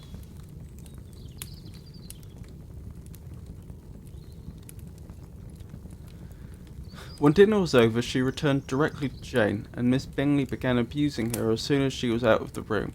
Her manners were pronounced to be very bad indeed, a mixture of pride and impertinence. She had no conversation, no style, no taste, no beauty. Mrs. Hurst thought the same, and added, "She has nothing, in short, to recommend her, but being an excellent walker. I shall never forget her appearance this morning. She really looked almost wild." "She did indeed, Louisa. I could hardly keep my countenance. Very nonsensical to come at all. Why must she be scampering about the country? Because her sister had a cold. Her hair so untidy, so blousy." "Yes, and her petticoat. I hope you saw her petticoat. 6 inches deep in mud, I'm absolutely certain. And the gown which had been let down to hide it, not doing its office. Your picture may be very exact, Louisa," said Bingley, "but this was all lost upon me. I thought Miss Elizabeth Bennet looked remarkably well when she came into the room this morning. A dirty petticoat quite escaped my notice." "You observed it, Mr. Darcy, I'm sure," said Miss Bingley. "I'm inclined to think that you would not wish to see your sister make such an exhibition." "Certainly not. To walk 3 miles, or 4 miles, or 5 miles, or whatever it is, above her ankles in dirt, and alone, quite alone. What could she mean by it? It seems to me to show an abominable sort of conceited independence, a most country town indifference to decorum."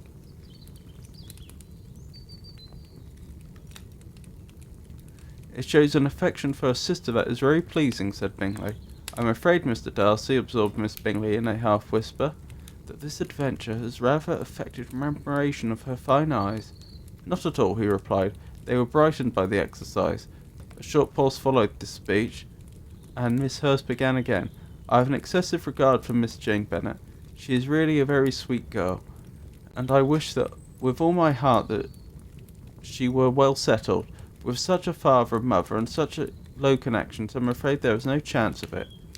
"I think I've heard you say their uncle is an attorney in Meryton." "Yes, and they have another who lives somewhere near Cheapside." That is capital, added her sister, and they both laughed heartily. If they had uncles enough to fill all Cheapside, said Bingley, it would not make them one jot less agreeable.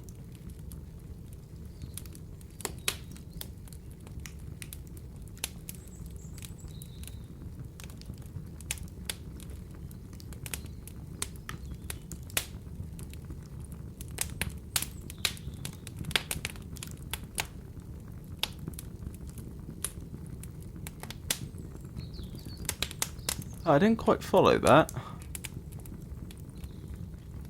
So, I have an excessive regard for Miss Jane Bennet. She is really a very sweet girl, and I wish with all my heart that she were well settled, but with such a father and mother and such low connections, I'm afraid there is no chance of it. I think I have heard you say their uncle is an attorney in Meryton. Yes, and they have another who lives somewhere near Cheapside. That is capital, added her sister, and they both laughed heartily. If they had uncles enough to fill all Cheapside, cried Bingley, it would not make them one jot less agreeable. See... Well, cried Bingley. It's not clear if that's Mr. Bingley or Miss Bingley. I'm assuming Miss Bingley. But why would they be saying not make them one jot less agreeable? As in, that would make them no worse. As opposed to one jot more agreeable, which would mean no matter how well connected they are, they wouldn't be more agreeable. I'm not sure. Anyway, but it must very materially lessen their chance of marrying men of any consideration in the world, replied Darcy. To this speech Bingley made no answer, but his sisters gave it their hearty assent, and indulged their mirth for some time at the expense of their dear friend's vulgar relations. Oh, so Bingley must be Mr. Bingley. Okay, because Mr. Bingley's defending them, and so having... And Cheapside must be a unfashionable place to be. And I suppose the clue is in the name Cheap. The authoress clearly chose the name Cheapside for some location. So he's saying even if they have relatives that live in a poor area, it would not make them one jot less agreeable. So that makes sense. With a renewal of tenderness, however, they repaired to her room on leaving the dining parlour, and sat with her till summoned to coffee. She was very poorly, and Elizabeth would not quit her at all, till late in the evening, when she had the comfort of seeing her asleep, when it appeared to her rather right than pleasant that she should go downstairs herself. On entering the drawing room, she found the whole party at loo, that being the card game, and was immediately invited to join them, but suspecting them to be playing high, she declined it, and making her sister the excuse, said she would amuse herself for the short time she could stay below with a book. Mr. Hurst looked at her with astonishment. Do you prefer reading to cards? Said he. That is rather singular. Does singular mean unique, I wonder? In this sense. Yeah, being only one of the kind, unique. She has a singular personality. Miss Eliza Bennet, said Miss Bingley, despises cards. She is a great reader and has no pleasure in anything else. I deserve neither such praise nor such censure, cried Elizabeth. I am not a great reader, and I have pleasure in many things. In nursing your sister, I am sure you have pleasure, said Bingley, and I hope it will soon be increased by seeing her quite well. Elizabeth thanked him from her heart, and then walked towards a table where a few books were lying. He immediately offered to fetch her others, all that his library afforded, and I wish my collection were larger for your benefit and for my own credit. But I am an idle fellow, and though have not many, I have more than I ever looked into. Elizabeth assured him that she could suit herself perfectly with those in the room. I'm astonished, said Miss Bingley, that my father should have left so small a collection of books. When a delightful library you have at Pemberley, Mr. Darcy. Ought to be good, he replied. It has been the work of many generations. And you have added so much to it yourself. You are always buying books. I cannot comprehend the neglect of a family library in such days as these. Neglect? I'm sure you neglect nothing that can add to the beauty the beauties of that noble place. Charles, when you build your house, I wish it may be half as delightful as Pemberley. I wish it may. But I would really advise you to make your purchase in that neighbourhood, and take Pemberley for a kind of model. There is not a finer county in England than Derbyshire. With all my heart I will buy Pemberley itself if Darcy will sell it. I'm talking of possibilities, Charles. Upon my word, Caroline, I should think it more possible to get Pemberley by purchase than by imitation.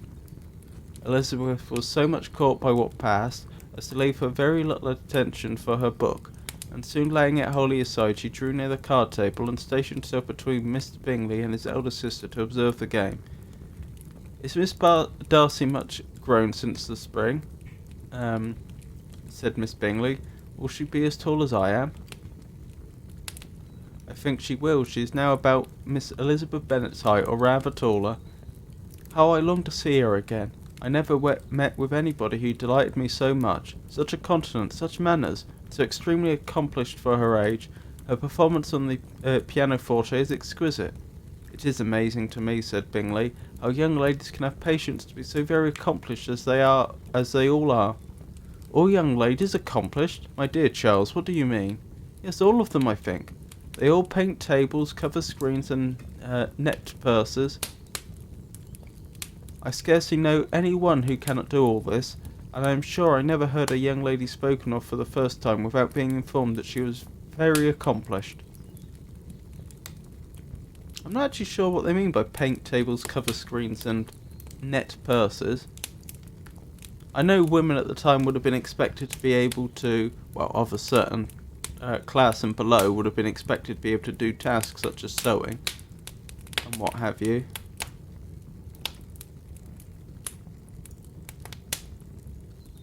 Even up to quite a high station, I believe. But I'm not sure what they would mean by paint tables, cover screens, and net and purses. Anyway, your list of the common extent of accomplishments, said Darcy, has too much truth. The word is applied to many a woman who deserves it no otherwise than by netting a purse or covering a screen. But I am very far from agreeing with you in your estimation of ladies in general. I cannot boast of knowing more than half a dozen in the whole range of my acquaintance that are really accomplished.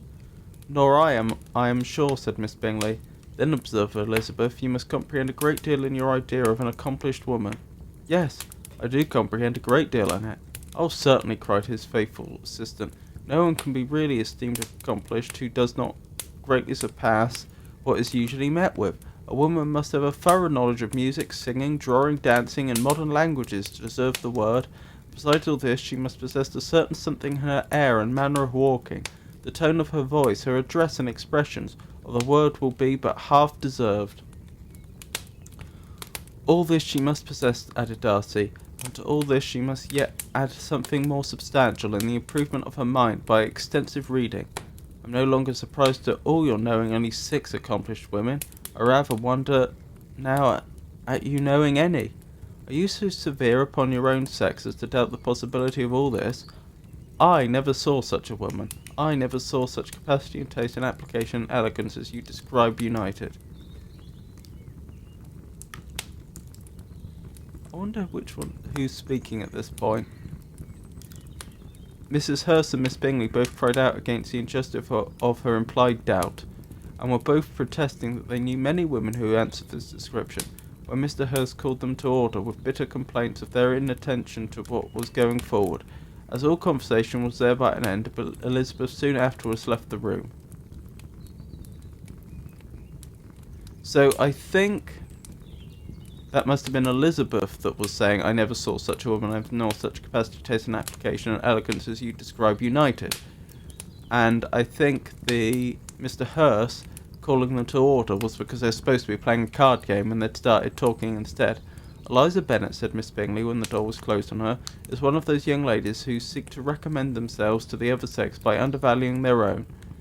And with many men, I dare say, it succeeds. But in my opinion, it's a paltry device, a very mean art. Undoubtedly, replied Darcy, to whom this remark was chiefly addressed. There's meanness in all the arts which ladies sometimes condescend to employ for captivation. Whatever bears affinity to cunning is despicable.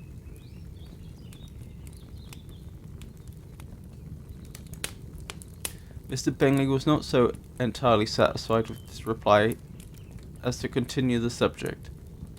Elizabeth joined them again, only to say that her sister was worse, and that she could not leave her. Bingley urged Mr. Jones being sent for immediately, while his sisters, convinced that no country advice could be of any service, recommending an express to town for one of the most eminent physicians. This she would not hear of, but she would not so unwilling to comply with their brother's proposal, and it was settled that Mr. Jones should be sent for early in the morning, if Miss Bennet were not decidedly better. Bingley was quite uncomfortable. His sisters declared that they were miserable. They solaced their wretchedness, however, by duets after supper, while he could find no better relief to his feelings than by giving his housekeeper directions that every possible attention might be paid to the sick lady and her sister. So, that was chapters 7 and 8. Certainly an interesting development.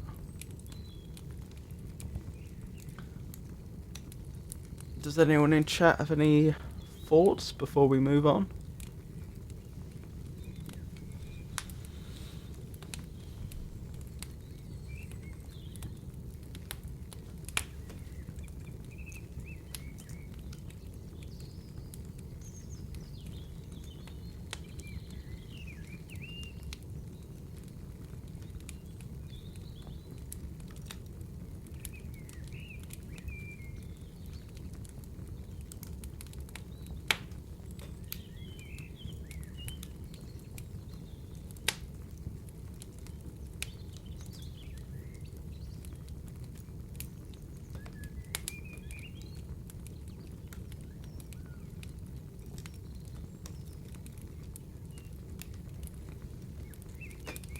I suppose not.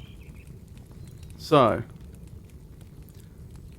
I think that will conclude Pride and Prejudice for this week, and we will now move on to our riddles.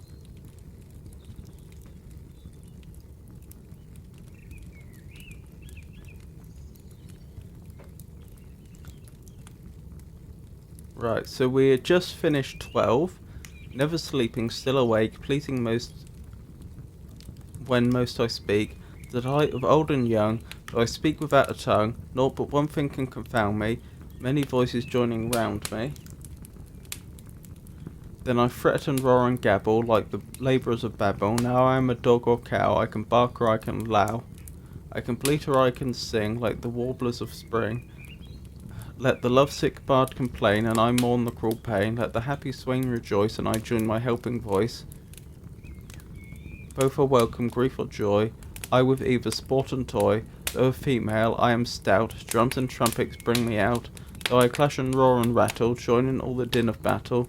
Drift with all his loudest thunder. When I'm vexed, can't keep me under. Yet so tender is my ear, that the lowest voice I fear.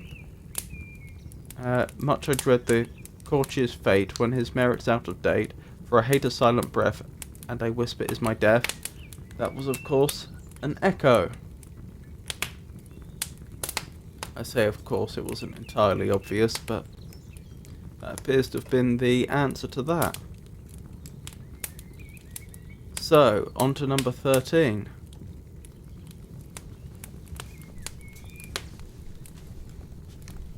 If you expect from me my birth, I'm near as old as Mother Earth. But 'tis as well you must allow to say that I am living now, and that must every mortal find who dealing has with humankind. The greatest rascal owes to me show of respectability. I'm often on a lover's lips, and save a statesman when he trips. All would-be patriots owe to me alone their popularity, or would-be patriots owe to me, alone their popularity. If anyone my feature traces, he'll surely find me with two faces. The one is black, the other white. This to deceive, that to delight. To serve the great is most my pride, for then I show a fair outside. Burke always finds me at his back, but then indeed my face is black. The poets love me to their heart, with them I play a topmost part. Assist the orators in diction, yet prove that all they say is fiction. At last, though all join to abuse me, you'll scarce find one ashamed to use me.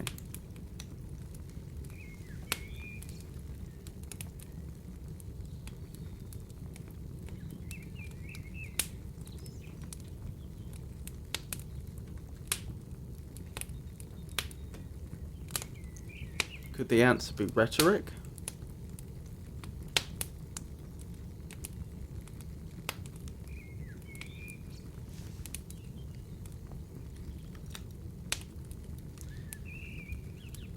If you expect from me my birth, I'm near as old as Mother Earth, but 'tis as well you must allow to say I'm living now, and that must every mortal find whose dealing has with humankind. The greatest rascal owes to me show of respectability. I'm often on a lover's lips, and so the statesman when he trips, or would-be patriots owe to me alone their popularity. If any one of my feature traces, he'll surely find me with two faces. The one is black, the other white. This to deceive, that to delight. To serve the great is my most pride, for then I show a fair outside. Burke always finds me at his back, but then indeed my face is black. Wonder what Burke could be a reference to. The poets love me to their heart, with them I play a topmost part. Assist the orators in diction, yet prove that all they say is fiction. And last, so all join to abuse me, you'll scarce find one ashamed to use me.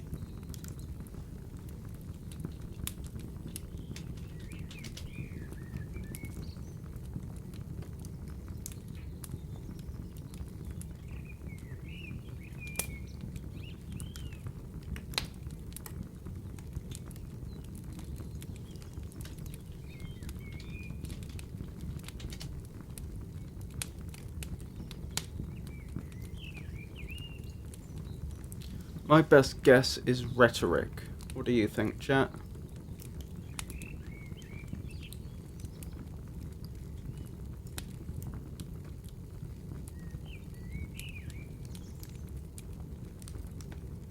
Jenny says a lover's lips, a kiss. I'm not sure how a kiss would help an orator in diction, or prove that all they say is fiction.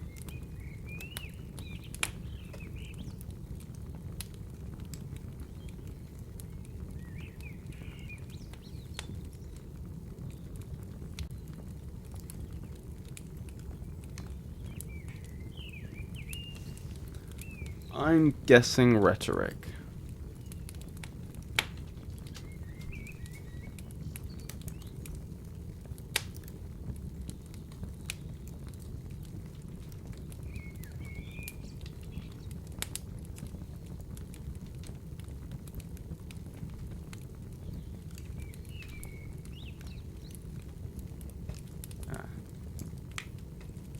A falsehood. As in a lie. If you expect from me my birth, I'm near as old as Mother Earth, but 'tis as well you must allow to say I'm living now, and that must every mortal find who dealings has with humankind. The greatest rascal owes to me show of respectability. I'm often on a lover's lips, and so the statesman when he trips. All would-be patriots owe to me alone their popularity. If any one my features traces, he'll surely find me with two faces. The one is black, the other white. This to deceive, that to delight. To serve the great is my most pride, for then I show a fair outside. Book always finds me at his back, but then indeed my face is black. I couldn't find any reference to, or I couldn't find, I had a quick look to see what book could be, but I couldn't, I was unsuccessful. The poets love me to their heart, for with them I play a topmost part. Assist the orators in diction, yet prove all they say is fiction. I suppose that was the clue, the most important clue. And last, so all join to abuse me, you'll scarce find one ashamed to use me. Oh, well, that's quite pessimistic.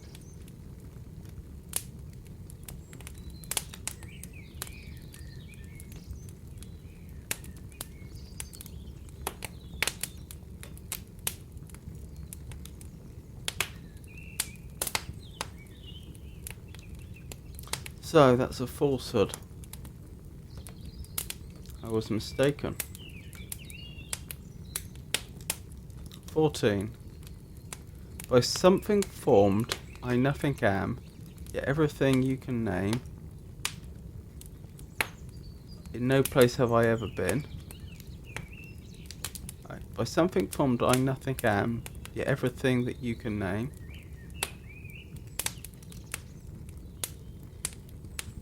In no place where I've ever been, yet everywhere I may be seen. In all things false, yet always true, I'm still the same, but ever new. Lifeless, life's perfect form I wear, can show a nose, eye, tongue or ear, yet neither smell, see, taste or hear. Swiftly I move and enter where not e'en a chink can let in air. I suppose that's even, not even a chink can let in air. Like thought I'm in a moment gone, or can I ever be alone? All things on earth I imitate, faster than nature can create. Sometimes imperial robes I wear, anon in beggars' rags appear, that means soon. A giant now and straight an elf.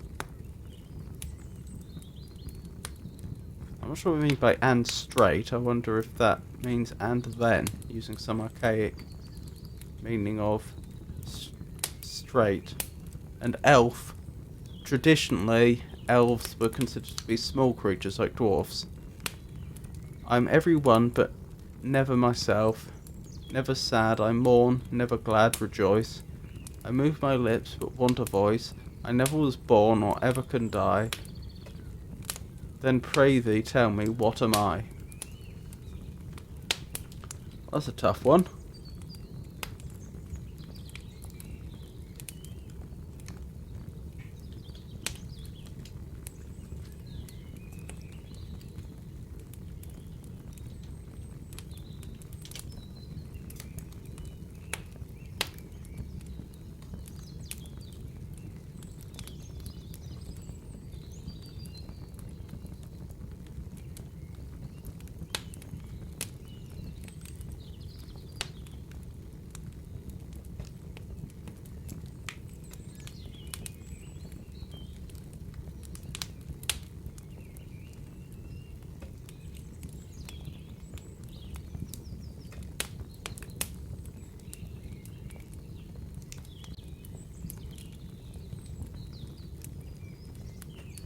Directly, without pause, delay or detour, he went straight to his office.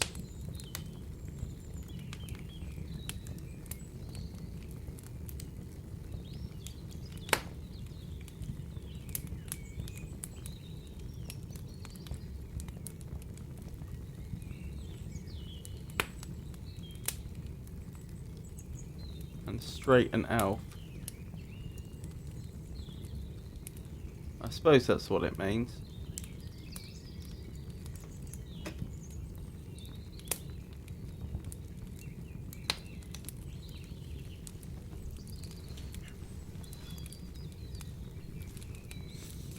So, let's read that again. By something formed, I nothing am, yet everything you can name, in no place have I ever been, yet everywhere I may be seen, in all things false yet always true, I'm still the same, ever new.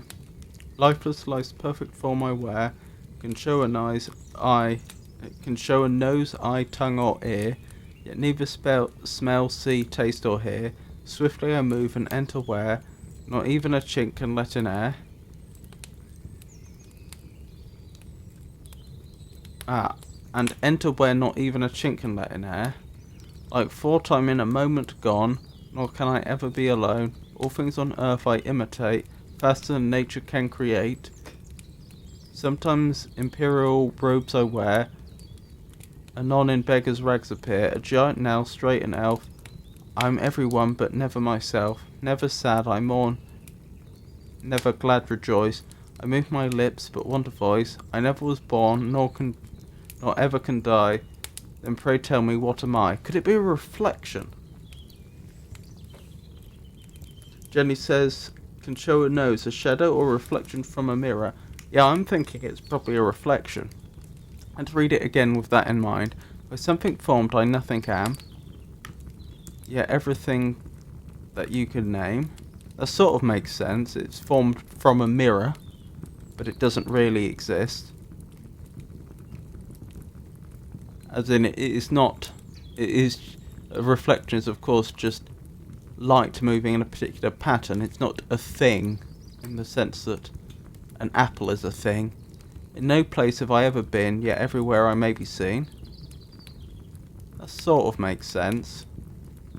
In all things false, yet always true, I'm still the same, but ever new. Not sure what they mean by in all things false, yet always true. Life's a slice perfect form I wear, can show a nice eye, tongue or ear, yet neither smell, see, taste or hear. Swiftly I move and enter where not even a chink can let in air.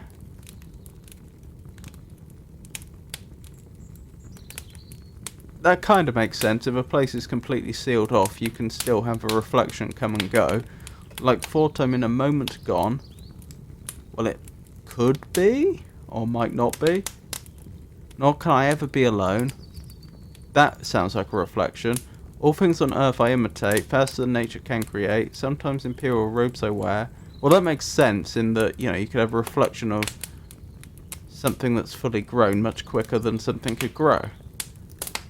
Sometimes imperial robes I wear, anon in beggar's rags appear. A giant now, straight an elf. I'm everyone, but never myself. Never sad I mourn, never glad rejoice. I move my lips, but want a voice. I never was born or ever can die. Then pray thee tell me, what am I? I think it's a reflection.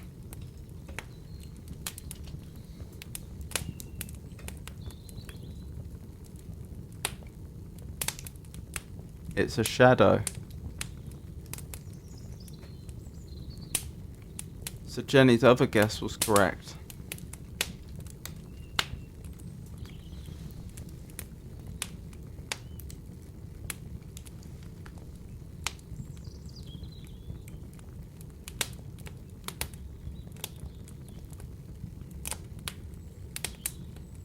Not doing too well this time, am I?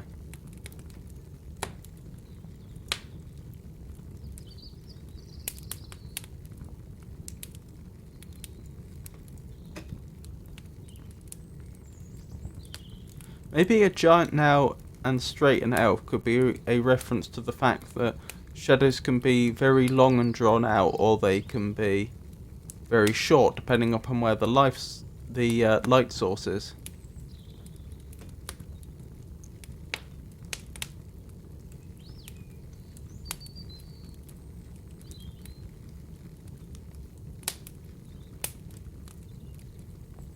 Jenny says the riddles are not easy.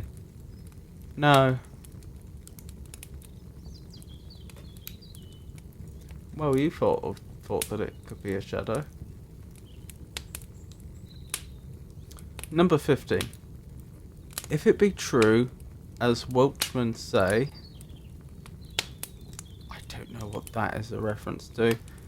Honour depends on pedigree. So I think that's a reference to breeding. Then stand by, clear the way, ye sons of haughty Gore, and ye the seed of old Glendor, and let me have fair play. For though ye boast from ages dark, your pedigree from Noah's Ark, painted on parchment nice, I'm older still, though I was there. At first I did appear with Eve in paradise, for I was Adam, Adam I, and I was Eve, and Eve was I. In spite of wind and weather, But mark me, Adam was not I, neither was Mrs. Adam, I, unless they were together. Suppose then even Adam talking with all my heart, yet if they were walking, there ends all the simile. For though I've tongued and often talk, and legs, yet when I walk, it puts an end to me. For such an end, but that I've breath, therefore to such a kind of death, I make but small objection, for soon again I come in view, and though a Christian, yet it's true I die by resurrection.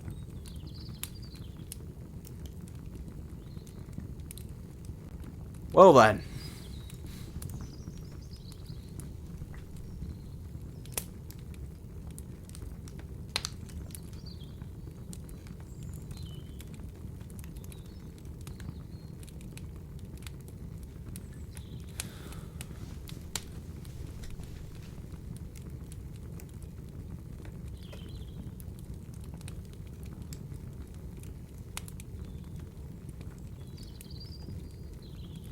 If it be true, as Welchmen say, is that an archaic spelling of Welshman? Or is that something entirely different? Yes. Honour depends on pedigree. Then stand by, clear the way, ye sons of haughty gore.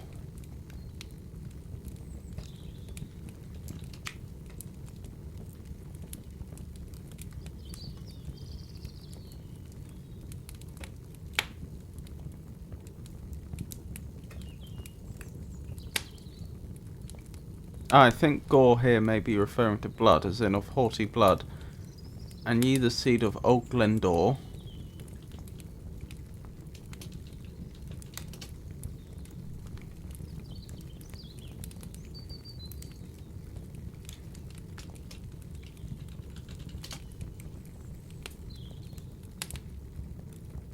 Not sure what that's a reference to. And let me have fair play. For though ye boast from ages dark, your pedigree from Noah's Ark, painted on parchment nice, I'm older still, though I was there. At first I did appear with Eve in paradise. For I was Adam, Adam I, and I was Eve, and Eve was I, in spite of wind and weather. But mark me, Adam was not I, neither was Mrs. Adam I, unless they were together. So the speaker was Adam and Eve, but Adam wasn't the speaker and Eve wasn't the speaker. Suppose then suppose then even Adam talking with all my heart, yet if they were walking, there ends all simile. For though I've tongue and often talk, and legs, yet when I walk, it puts an end to me. Not such an end, but that I've breath, therefore to such a kind of death I make but small objection, for soon again I come in view, and though a Christian, yet it's true I die by resurrection.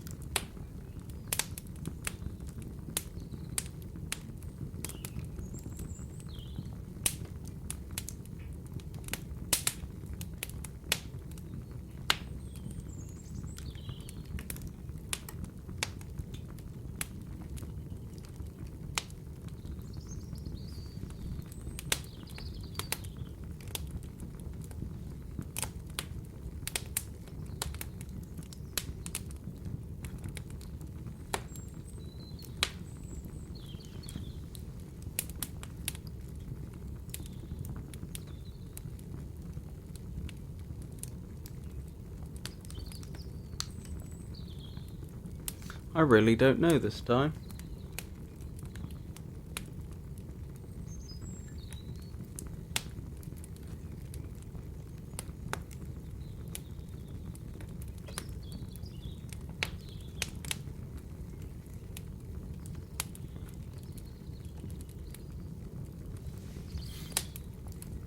I mean, I know I was wrong before, but I don't even have a guess. If it be true, as true Welshmen say, honour depends on pedigree, then stand by, clear the way, ye sons of haughty Gore, and ye the seeds of old Glendour, and let me have fair play. For though ye boast from ages dark, your pedigree from Noah's Ark, paint on parchment nice, I'm older still, though I was there, when first I did appear with Eve in paradise. For I was Adam, Adam I, and I was Eve, and Eve was I, in spite of wind and weather. But mark me, Adam was not I, neither was Mrs. Adam, I, unless they were together. Suppose then even Adam talking with all my heart, yet if they were walking, there ends all similarly. For though I've tongue and often talk, and legs, yet when I walk it puts an end to me. For not such an end, but that I've breath, therefore to such kind of death I make but small objection, for soon again I come in view, and though a Christian, yet it's true, I die by resurrection. Jenny says I don't know either, sorry. Oh, no need to apologise.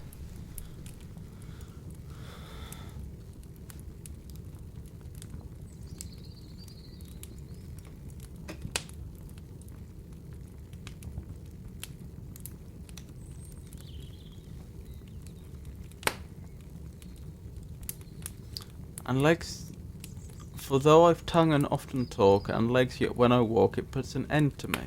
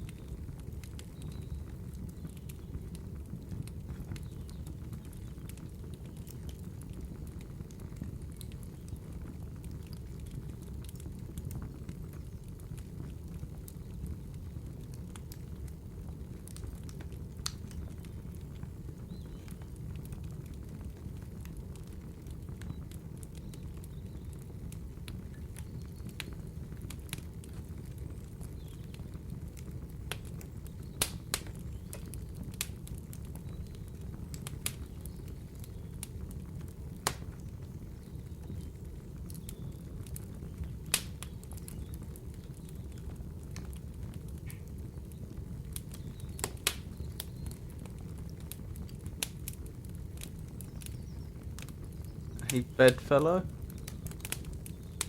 That was Jenny.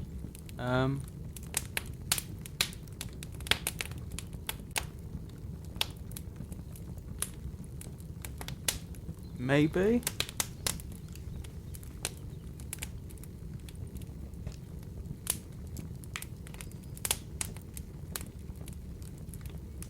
Christian, yet it's true I die by resurrection.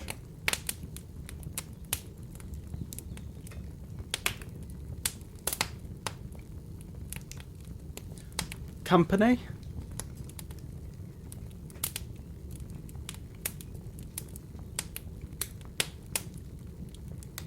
If it be true, as Welshmen say, honour depends on pedigree, then stand by, clear the way, ye sons of haughty Gore, and ye the seed of old Glendour, and let me have fair play.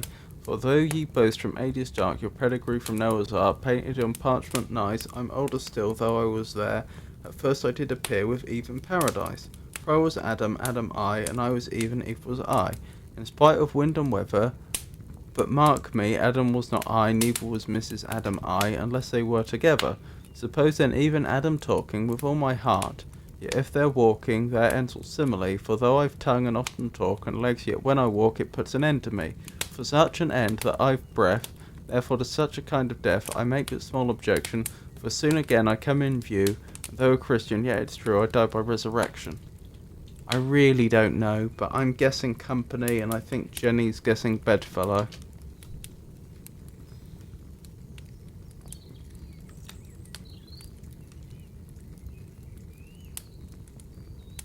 Bedfellow.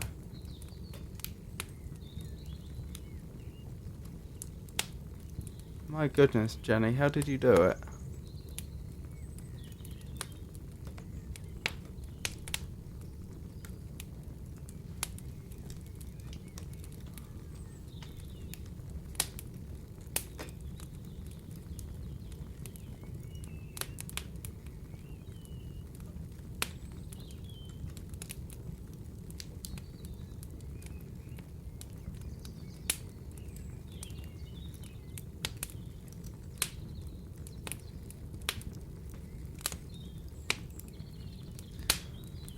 Oh well, on to 16, I suppose. We are little airy creatures, each have different forms and features. One of us in glass is set, another you will find in jet. I assume that means jet as in a dark stone. As in jet black.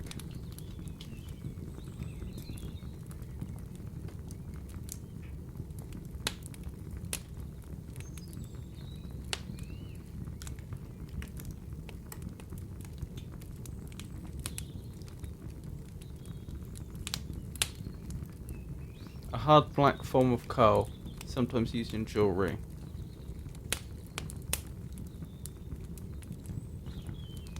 A third less bright is set in tin, the fourth a shining box within, and the fifth if you pursue, it will never fly from you.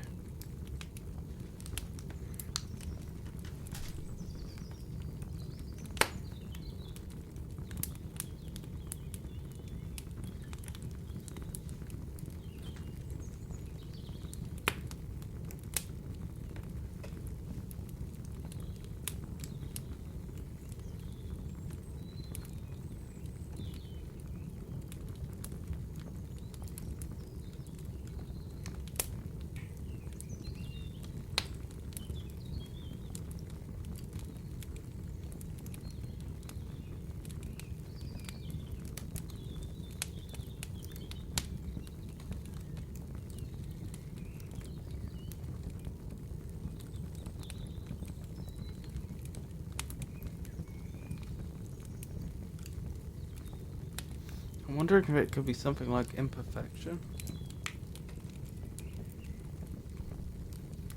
Jenny says the soul. I'm not sure how a soul could be set in glass or in jet or in tin or a shining box.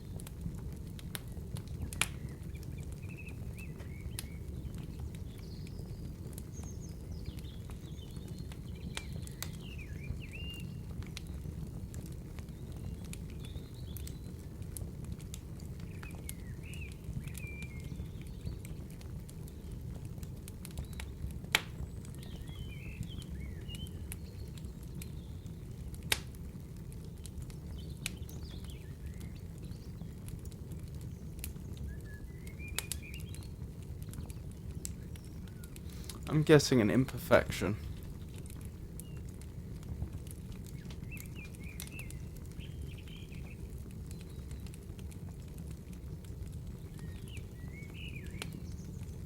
The vowels. Oh. Because the vowel would be airy.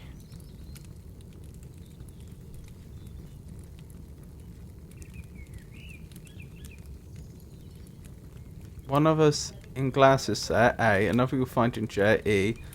A third less bright is set in tin. I, the fourth a shining box within. O, and the fifth if you pursue, it will never fly from you. U.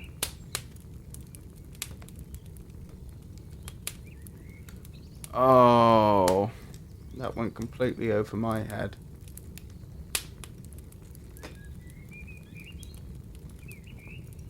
That's a good one. I was being foolish there. Let's try 17.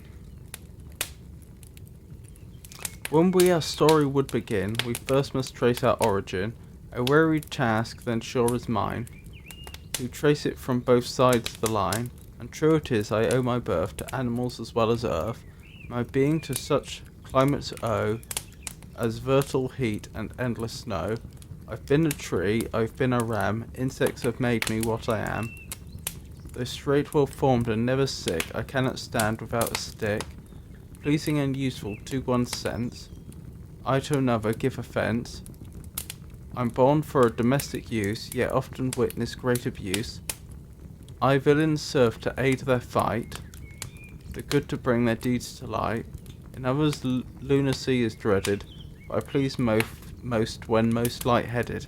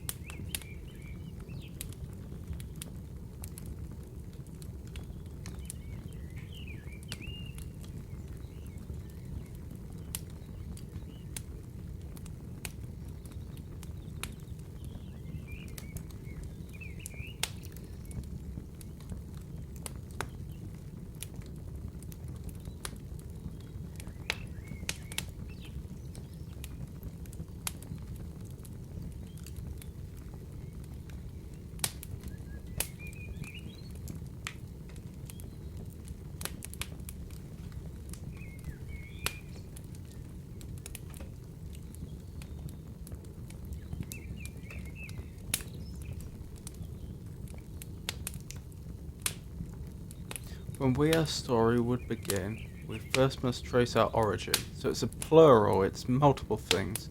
A weary task then sure is mine. You trace it from both sides of the line.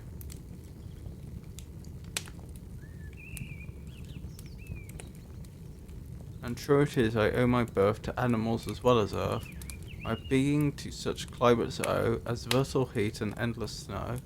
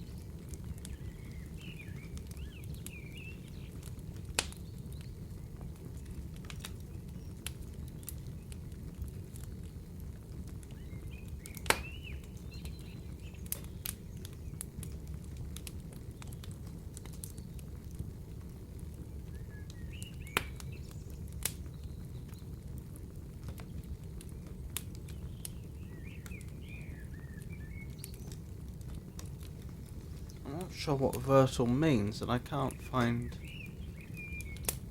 a definition online. Let me check my old dictionary.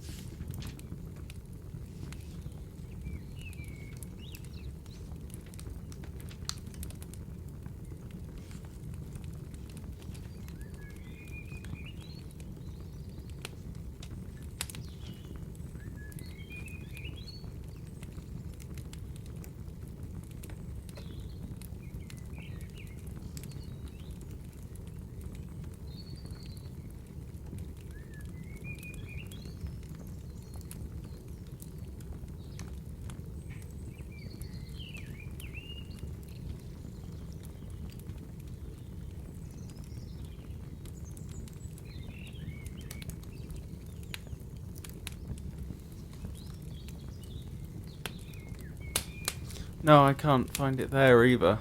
I'm guessing Vertal might be a reference to greenness, as in vibrant plant life, but it's just a guess.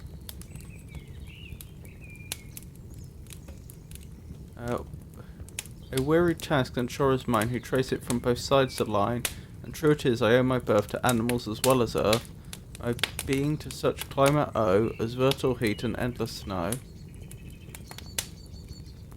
I've been a tree, I've been a ram, insects have made me what I am. Though straight well formed and never sick, I cannot stand without a stick. Pleasing and useful to one sense, I to another give offence. I'm born for a domestic use, yet often witness great abuse. I villains serve to aid their flight, the good to bring their deeds to light.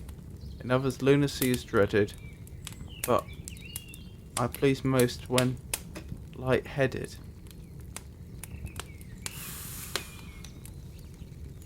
It doesn't completely fit, but I suppose it could be a reference to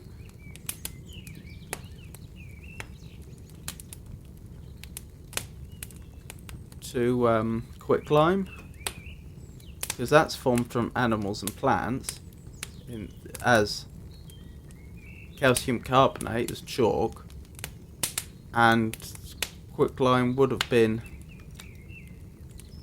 used in to whitewash things in cleaning. Although they wouldn't have known at that stage that that's how chalk was formed.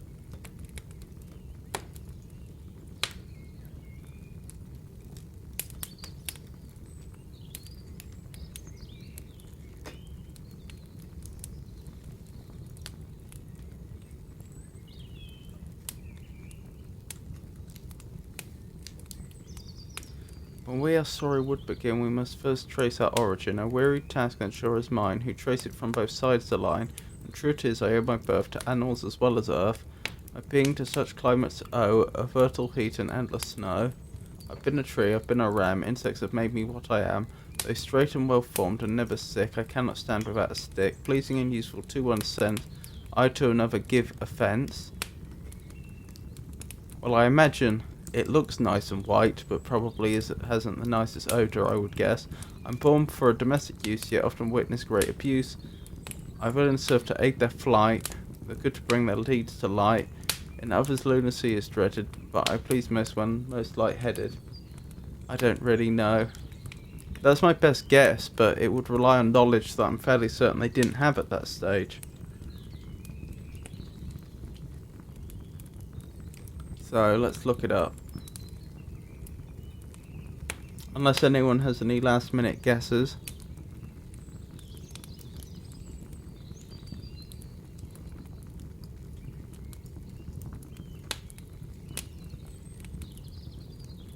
No? Jenny guesses an earthquake. A candle.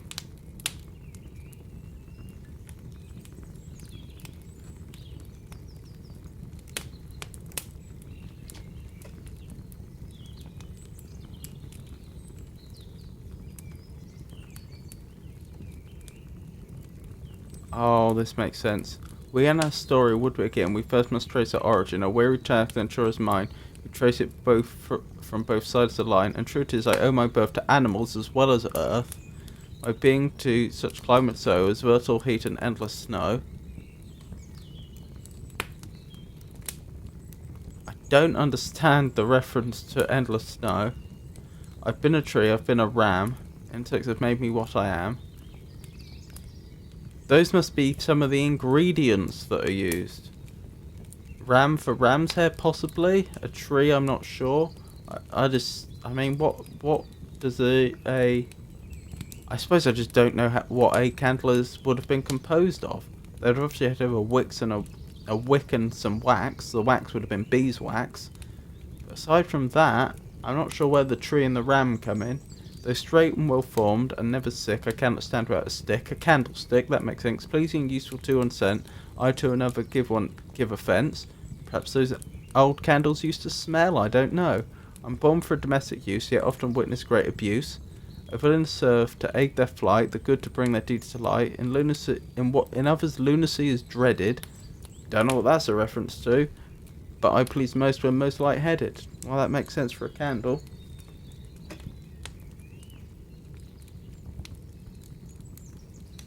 Okay. I believe we'll stop there for today.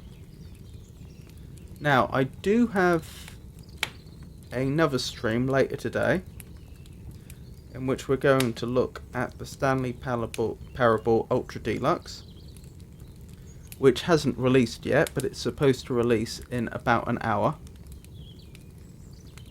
So, all going well, I will see you then. I do have other streams this week, and I have another stream on Friday, and then I stream Mondays, Wednesdays and Fridays. I'll go into more detail about that after tonight's stream. Thank you for joining me for this stream. I hope it was entertaining. I hope my own